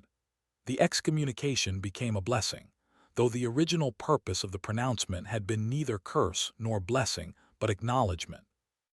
The creature of the deep became a mermaid or a selkie, or one of the other conventional figures of coastal mythology, though none of these categories adequately captured the particular quality of its otherness. The story persisted. It survived the Reformation and the Cromwellian conquest, and the gradual erosion of the Irish language and the famines and emigrations, and the slow, inexorable transformation of traditional island life. It survived the arrival of the Irish Folklore Commission in the 1930s, and the systematic collection of oral narratives, and the archival preservation of stories that had previously existed only in the precarious medium of human memory. And it survived, in a form so attenuated that its original contours were barely discernible, in the testimony of an elderly woman on Inishmore who recited to a folklore collector a prayer her grandmother had taught her, a prayer for protection, from the sea that was cursed and the priest who cursed it. The collector transcribed the prayer in phonetic Irish and translated it into English and filed his notes in the archive at University College Dublin, where they remained uncatalogued and unstudied for more than half a century. The prayer, when examined closely, reveals more than its surface meaning. From the sea that was cursed and the priest who cursed it. From the water that remembers and the shore that forgets. From the creature of the deep and the child of the boundary. From the silence that follows and the silence that precedes. Protect us, O God, who separated the waters from the waters, and established the covenant with every living creature, and promised that the flood would never again destroy the earth. Protect us, O Christ, who walked upon the waves, and stilled the storm and called fishermen to be fishers of men, and ate broiled fish beside the Sea of Tiberias. Protect us, O Spirit, who brooded over the face of the deep, and brought forth life in infinite variety, and sustains all living creatures in being. Protect us from the curse that is not a curse, and the blessing that is not a blessing, and the recognition that is still awaiting its response. Protect us until the priest returns from the water, and the creature emerges from the deep, and the child opens its eyes, and the sea and the shore are reconciled, and the covenant is renewed, and the boundary is crossed, and we are all gathered into the presence that has been waiting with the patience of geological time for our recognition and our response and our return. Amen. This prayer is not, as the folklore collector assumed, a garbled remnant of medieval superstition preserved through centuries of oral transmission. It is a theological document of remarkable sophistication, a condensation of the priest's pronouncement and the sea's response, and the creature's emergence, and the child's body and the woman's vigil, and the covenant renewed at the edge of Kilmurvey Cove. It preserves, in the precarious medium of human memory, the essential elements of the story that the islanders had maintained through centuries of patient attendance at the boundary between land and sea. It acknowledges that the curse was not a curse, but an acknowledgment. It recognizes that the blessing was not a blessing, but an invitation. It confesses that the recognition the priest offered at the edge of Kilmurvey Cove is still awaiting its full response, not because the sea has refused to respond, but because the creatures of the shore have not yet learned to attend with sufficient patience and humility. And it articulates, with the compressed intensity of poetic utterance, the eschatological hope that sustains the islanders through their long vigil. That the priest will return from the water, that the creature will emerge from the deep, that the child will open its eyes, that the sea and the shore will be reconciled, that the covenant will be renewed, that the boundary will be crossed, that all living creatures will be gathered into the presence that has been waiting, with the patience of geological time, for their recognition and their response and their return. The prayer does not specify when these events will occur.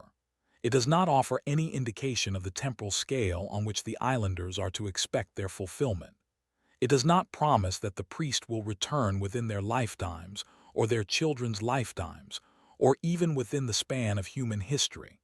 It simply expresses, with the patient certainty of creatures who have learned to attend the boundary between land and sea, that the return will occur.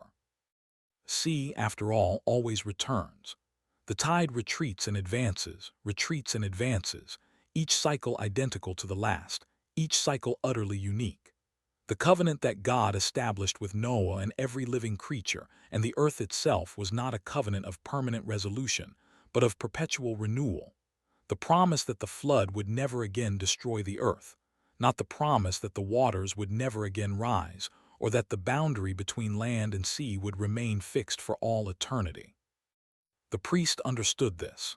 He understood that the excommunication he pronounced at the edge of Kilmurvey Cove was not a final judgment, but an intermediate acknowledgment, the recognition that the covenant had been broken, and the declaration that the covenant must be renewed, and the invitation to participate in the long, patient process of its renewal. He understood that his own death was not the conclusion of this process, but its continuation, the crossing of the threshold that separated his terrestrial existence from the mode of being that awaited him on the far side of the boundary between life and death. He understood that the child whose body remained in the niche in his wall was not a tragedy to be mourned, but a promise to be preserved, the visible evidence that the covenant could be renewed, that the boundary could be crossed, that the creatures of the shore and the creatures of the deep could meet and mingle and produce offspring that participated in both modes of existence. He understood that the woman who had followed him to the cove and remained on Inishmore until her death was not a penitent seeking absolution, but a witness preserving testimony, the living embodiment of the patient attention that the covenant required and the sea recognized, and the priest had cultivated through his long vigil. And he understood, finally, that his own return, whenever it occurred, in whatever form it took, on whatever temporal scale the sea determined appropriate, was not the fulfillment of his personal destiny, but the confirmation of the covenant he had been chosen to renew. He would return because the sea always returns. He would emerge from the water because the creature had emerged from the water. He would open his eyes because the child had not yet opened its eyes. He would be reconciled because the sea and the shore had been separated, and the separation could not be the final word. And the islanders, attending the boundary between land and sea with the patient discipline he had taught them, and the sea had taught him, and the wandering hawk had learned from sources so ancient their names had been erased from human memory, the islanders would be waiting. They had always been waiting. They would always wait. Chapter 10. What the tide still carries. The present moment is also a vigil. The islanders of Inishmore continue their patient attendance at the boundary between land and sea. They launch their curats each morning and lower their nets into the water and haul them up again at evening, receiving whatever the sea chooses to offer. They observe the restrictions their ancestors observed, refraining from fishing during the novena of St. Brendan, and maintaining a respectful distance from Kilmurvey Cove and the ancient church on the northern headland. They preserve, in the precarious medium of oral tradition and fragmentary archival records, and the accumulated sediment of collective memory, the story of the priest who excommunicated the ocean. They do not know whether the story is true. They do not know whether the priest actually existed or the pronouncement actually occurred or the creature actually emerged from the deep and stood at the tide line and waited for recognition. They do not know whether the child's body still rests in the niche in the ruined cell, or whether the sea still remembers the covenant renewed at the edge of Kilmurvey Cove, or whether the prayer their grandmothers taught them retains any efficacy in a world that has largely forgotten the language in which it was composed. They do not need to know. They are islanders. They have learned, through centuries of patient attendance at the boundary between land and sea, that knowledge is not the same as recognition, and recognition is not the same as presence, and presence is the only currency that can pass between beings whose modes of existence are radically different, and whose temporal scales are radically mismatched, and whose languages share no common vocabulary. They are present, they attend, they wait. And on certain evenings, when the tide retreats farther than the oldest fishermen remember, and the stones of Kilmurvey Cove reveal the pale scratches converging toward a central point, and the gulls fall silent on their clifftop perches, and the circular depressions open and close with slow, rhythmic regularity, on certain evenings, they hear him. The priest who excommunicated the ocean. The priest who acknowledged the presence that had been manifesting itself throughout all the centuries of human habitation on this coast. The priest who walked into the water on the winter solstice, carrying only a crucifix carved from bog oak, and crossed the threshold between land and sea and entered the darkness that had been waiting, with the patience of geological time, for his return. They hear him reciting vespers, not the formal liturgical vespers of the medieval church, not the psalms and canticles and intercessory prayers that had structured his spiritual life for 6 decades. Something else, something that emerged from the silence that settled over Kilmurvey Cove after his pronouncement and the sea's response, and the creature's emergence and the child's body and the woman's vigil. Something that sounds, to those who attend with sufficient patience and humility, like the slow, rhythmic respiration of the sea itself. The prayer that rises from the water on those evenings is not addressed to the God of the church. It is not addressed to the sea, or the creatures of the deep, or the child whose body remains in the niche in the ruined cell. It is addressed to the boundary itself, the threshold between land and sea, between presence and absence, between the recognition that has been offered and the response that is still awaiting its completion. It is a prayer of attention, a prayer of attendance, a prayer of patient waiting for the recognition that the priest offered at the edge of Kilmurvey Cove to be fully received, and the covenant he pronounced to be fully renewed, and the child whose eyes have not yet opened to open them at last.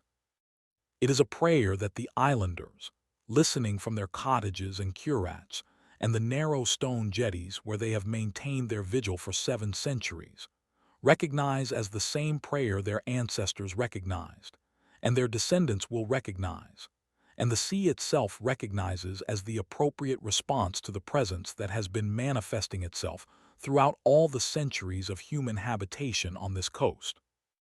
It is the prayer that the priest learned from the sea, and the sea learned from the God who brooded over the face of the deep before the dawn of creation, and the God learned from the silence that preceded the separation of light from darkness, and the waters above from the waters below, and the dry land from the seas that were gathered into their places. It is the prayer that has no words and requires no words, and transcends the limitations of human language and human consciousness and human temporal scale. It is the prayer of presence. And the islanders, listening to this prayer, rise from the water on those evenings when the tide retreats farther than the oldest fishermen remember, and the stones of Kilmurvey Cove reveal their ancient markings, and the gulls fall silent on their clifftop perches, recognize that their priest has not died but has been transformed, has crossed the threshold between land and sea, and entered the mode of being that the creatures of the deep have inhabited since before the emergence of life on land, has become himself a creature of the boundary, has taken his place among the beings who attend the margin between water and air, and wait for the recognition that is still awaiting its response. They recognize that he has not abandoned them but joined them, has exchanged the isolation of individual consciousness for the vast, patient presence of the sea itself, has surrendered his particularity to participate in the generality of the covenant, has dissolved the boundaries of his terrestrial existence to merge with the boundary that separates and connects the land and the water. They recognize that he is still waiting, that his vigil continues even now, even after 7 centuries of patient attendance at the threshold between life and death and presence and absence, and the recognition that has been offered and the response that is still awaiting its completion. And they recognize that they are waiting with him, that their vigil and his vigil are the same vigil, that the prayer that rises from the water on those evenings is the same prayer that rises from their hearts as they stand at the edge of Kilmurvey Cove and watch the circular depressions open and close, and listen to the silence that follows and precedes and constitutes the medium of their patient attendance. They are waiting for the child to open its eyes. They are waiting for the creature to emerge from the deep and stand at the tide line and receive the recognition that the priest offered on behalf of all the creatures of the shore. They are waiting for the sea and the shore to be reconciled, and the covenant to be renewed, and the boundary to be crossed, and all living creatures to be gathered into the presence that has been waiting, with the patience of geological time, for their recognition and their response and their return. They are waiting. They have always been waiting. They will always wait. The child has not yet opened its eyes. Its body remains in the niche in the ruined cell, preserved by the cool, damp atmosphere that the islanders have maintained through centuries of patient attendance. Its skin retains its subtle iridescence. Its delicate gill slits remain open. Its eyes remain fixed on some point beyond the visible horizon, the same horizon that the priest watched throughout his long vigil, the same horizon that the sea retreats toward and advances from, the same horizon that separates and connects the world of terrestrial existence and the world of the deep. The islanders do not visit the ruined cell. They do not disturb the child's body or attempt to interpret the meaning of its persistent preservation or speculate about the circumstances of its death and the significance of its unopened eyes. They simply maintain the conditions that have preserved it for 7 centuries: the coolness, the dampness, the patient attention that acknowledges the child's presence without demanding that it conform to their expectations of what a child should be. They are waiting for the child to open its eyes. They do not know when this will occur. They do not know what will happen when it occurs. They do not know whether they will recognize the opening of those eyes as the fulfillment of the covenant, or the continuation of the vigil, or the beginning of something entirely unprecedented in the history of their relationship with the sea. They only know that the child's eyes are not closed but unopened, that the distinction between closure and openness is not a binary opposition but a threshold, that the boundary between sleeping and waking, between death and life, between the recognition that has been offered and the response that is still awaiting its completion, is as permeable as the boundary between land and sea. They know that the priest understood this. They know that the priest walked into the water on the winter solstice not to die, but to cross a threshold, to exchange one mode of presence for another, to continue his vigil from the far side of the boundary between terrestrial existence and the mode of being that awaits the creatures of the shore when they finally learn to attend with sufficient patience and humility. They know that the creature understood this. They know that the creature emerged from the water and stood at the tide line and waited for recognition, not because it lacked recognition among its own kind, but because it recognized that the covenant between the creatures of the shore and the creatures of the deep required acknowledgment from both sides of the boundary. They know that the woman understood this. They know that she carried her child's body across the sound and offered her confession to the priest and returned to the cove and encountered the creature and placed her child in the priest's keeping not because she sought absolution or resolution or the restoration of her former life, but because she recognized that her child was not a tragedy to be mourned, but a promise to be preserved. And they know that the sea understood this. They know that the sea received the priest's pronouncement not as curse or blessing, but as acknowledgment. They know that the sea responded not with fish or storm or the dramatic signs the priest had expected, but with the patient, persistent presence that it had been manifesting throughout all the centuries of human habitation on this coast. They know that the sea is still waiting, with the patience of geological time, for the recognition the priest offered to be fully received, and the covenant he pronounced to be fully renewed, and the child whose eyes have not yet opened to open them at last. The islanders know all of this. They have always known it. They have preserved this knowledge not in archives or chronicles or the formal structures of theological discourse, but in the precarious medium of collective memory and oral tradition, and the patient, persistent practice of attendance at the boundary between land and sea. They have preserved it in the prayer their grandmothers taught them. They have preserved it in the restrictions they observed during the novena of St. Brendan. They have preserved it in the respectful distance they maintain from Kilmurvey Cove and the ruined cell where the child's body rests, and the ancient church on the northern headland, dedicated to a saint whose name has been erased from the martyrologies. They have preserved it in their silence, not the silence of forgetting or the silence of repression or the silence of complicity in the systematic erasure of inconvenient truths, the silence of presence, the silence of attendance, the silence of patient waiting for the recognition that has been offered to be fully received, and the covenant that has been pronounced to be fully renewed, and the child whose eyes have not yet opened to open them at last. This silence is their offering to the sea. This silence is their response to the priest's pronouncement, and the sea's acknowledgment, and the creature's emergence and the woman's vigil, and the child's persistent, patient presence in the niche in the ruined cell. This silence is the only currency that can pass between beings whose modes of existence are radically different, and whose temporal scales are radically mismatched, and whose languages share no common vocabulary. This silence is their prayer. This silence is their presence. This silence is their patient attendance at the boundary between land and sea, waiting for the recognition that the priest offered on behalf of all the creatures of the shore to be fully received, and the covenant he pronounced to be fully renewed, and the child whose eyes have not yet opened to open them at last. They are waiting. We are waiting. The sea is waiting.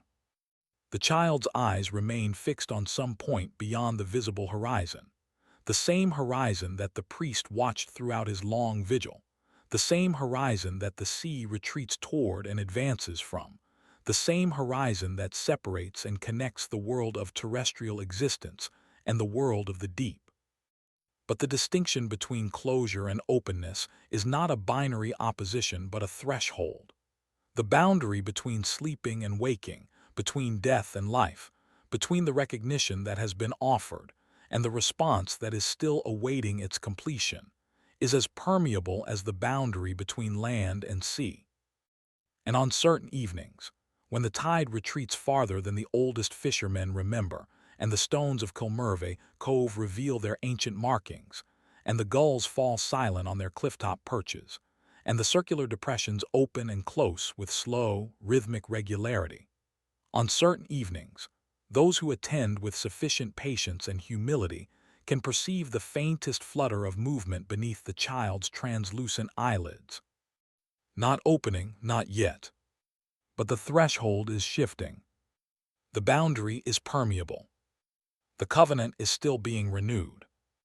And the sea, which has been waiting with the patience of geological time for the recognition that the priest offered at the edge of Kilmurvey Cove to be fully received, and the covenant he pronounced to be fully renewed, and the child whose eyes have not yet opened to open them at last.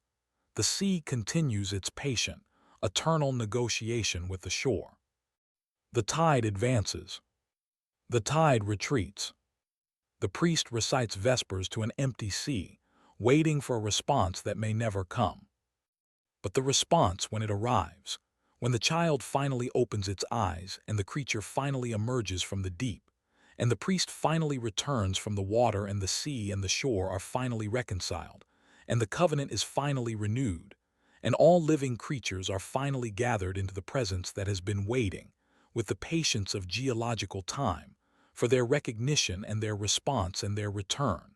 The response, when it arrives, will not be words. It will be presence. It will be attention. It will be the willingness to share space without attempting to occupy it, to coexist without attempting to dominate, to recognize without attempting to assimilate. It will be the silence that follows a wave that breaks but does not retreat. It will be the wind that moves along the western coast of Ireland, carrying not salt or the scent of kelp but something else, something that does not chill the skin but settles into the marrow, into the memory of the marrow, into the place where faith and fear share the same root. It will be the prayer that has no words and requires no words, and transcends the limitations of human language and human consciousness and human temporal scale. It will be the prayer of presence. And the islanders, attending the boundary between land and sea with the patient discipline, the priest taught them, and the sea taught him, and the wandering hawk learned from sources so ancient their names have been erased from human memory. The islanders will be waiting. They have always been waiting. They will always wait. Epilogue. The candle in the window. The wind has shifted. It comes now not from the west, not from the sea, but from somewhere deeper, somewhere within the island itself, within the memory of the island, within the accumulated sediment of centuries of patient attendance at the boundary between land and sea. It carries no salt, no scent of kelp or brine, only cold, a cold that does not chill the skin but settles into the marrow, into the memory of the marrow, into the place where faith and fear share the same root. The candle flickers in the narrow window of the cottage at the edge of the settlement. The woman who tends it is not the woman who returned to the cove and encountered the creature and placed her child in the priest's keeping. That woman has been dead for 7 centuries, her body long since dissolved into the constituent elements that sustain the island's thin, persistent soil. But her presence remains, in the patient attention of her descendants, in the prayer her grandmother taught her, and she taught her grandchildren, and they will teach their grandchildren, in the silence that settles over Kilmurvey Cove on those evenings when the tide retreats farther than the oldest fishermen remember. The candle is not an offering. It is not a petition. It is not an attempt to influence the sea or summon the priest or hasten the opening of the child's eyes. It is simply presence, attention, the willingness to share space without attempting to occupy it, to coexist without attempting to dominate, to recognize without attempting to assimilate. It is the same presence that the priest cultivated through his long vigil, the same attention that the sea recognized and responded to, the same recognition that the creature waited for and the woman offered, and the child's unopened eyes still await. The candle burns through the night, its flame small and steady in the damp Atlantic air. It casts a faint, golden light through the narrow window, visible from the cove and the headland and the ancient church on the northern edge of the island. It is not a beacon. It is not a signal. It is simply a witness, the testimony of presence maintained through the long darkness, the affirmation that someone is attending the boundary between land and sea, the continuation of the vigil that the priest began and the woman sustained, and the islanders have maintained for 7 centuries. The sea, vast and patient, continues its eternal negotiation with the shore. The tide advances. The tide retreats. The circular depressions open and close with slow, rhythmic regularity. The gulls remain silent on their clifftop perches, their heads drawn beneath their wings, their bodies still and patient. The child's eyes remain fixed on some point beyond the visible horizon, the same horizon that the priest watched throughout his long vigil, the same horizon that the sea retreats toward and advances from, the same horizon that separates and connects the world of terrestrial existence and the world of the deep. But the distinction between closure and openness is not a binary opposition but a threshold. The boundary between sleeping and waking, between death and life, between the recognition that has been offered and the response that is still awaiting its completion, is as permeable as the boundary between land and sea. And on certain evenings, when the tide retreats farther than the oldest fishermen remember, and the stones of Kilmurvey Cove reveal their ancient markings, and the gulls fall silent on their clifftop perches, and the circular depressions open and close with slow, rhythmic regularity. On certain evenings, those who attend with sufficient patience and humility can perceive the faintest flutter of movement beneath the child's translucent eyelids. Not opening, not yet. But the threshold is shifting. The boundary is permeable. The covenant is still being renewed. And the candle continues to burn in the narrow window of the cottage at the edge of the settlement, its flame small and steady in the damp Atlantic air, its witness persistent and patient and present. The sea, which has been waiting with the patience of geological time for the recognition that the priest offered at the edge of Kilmurvey Cove to be fully received, and the covenant he pronounced to be fully renewed, and the child whose eyes have not yet opened to open them at last. The sea continues its patient, eternal negotiation with the shore. The tide advances. The tide retreats. The priest recites vespers to an empty sea, waiting for a response that may never come. But the response, when it arrives, when the child finally opens its eyes and the creature finally emerges from the deep, and the priest finally returns from the water and the sea and the shore are finally reconciled, and the covenant is finally renewed, and all living creatures are finally gathered into the presence that has been waiting, with the patience of geological time, for their recognition and their response and their return. The response, when it arrives, will not be words. It will be presence. It will be attention. It will be the willingness to share space without attempting to occupy it, to coexist without attempting to dominate, to recognize without attempting to assimilate. It will be the silence that follows a wave that breaks but does not retreat. It will be the wind that moves along the western coast of Ireland, carrying not salt or the scent of kelp but something else, something that does not chill the skin but settles into the marrow, into the memory of the marrow, into the place where faith and fear share the same root. It will be the prayer that has no words and requires no words, and transcends the limitations of human language and human consciousness and human temporal scale. It will be the prayer of presence. And the islanders, attending the boundary between land and sea with the patient discipline, the priest taught them, and the sea taught him, and the wandering hawk learned from sources so ancient their names have been erased from human memory. The islanders will be waiting. They have always been waiting. They will always wait. The candle flickers in the narrow window. The sea advances. The sea retreats. The child's eyes remain fixed on the horizon. But the threshold is shifting. The boundary is permeable. The covenant is still being renewed. And somewhere in the depths beneath the water, beneath the sediment, beneath the accumulated millennia of patient attendance at the boundary between land and sea, the priest continues his vigil. He is waiting. We are waiting. The sea is waiting. And the response, when it arrives as it will arrive, as the tide always arrives, as the recognition that has been offered must eventually be fully received, and the covenant that has been pronounced must eventually be fully renewed, and the child whose eyes have not yet opened must eventually open them at last. The response, when it arrives, will be presence. Presence, attention, recognition, response, return. Amen.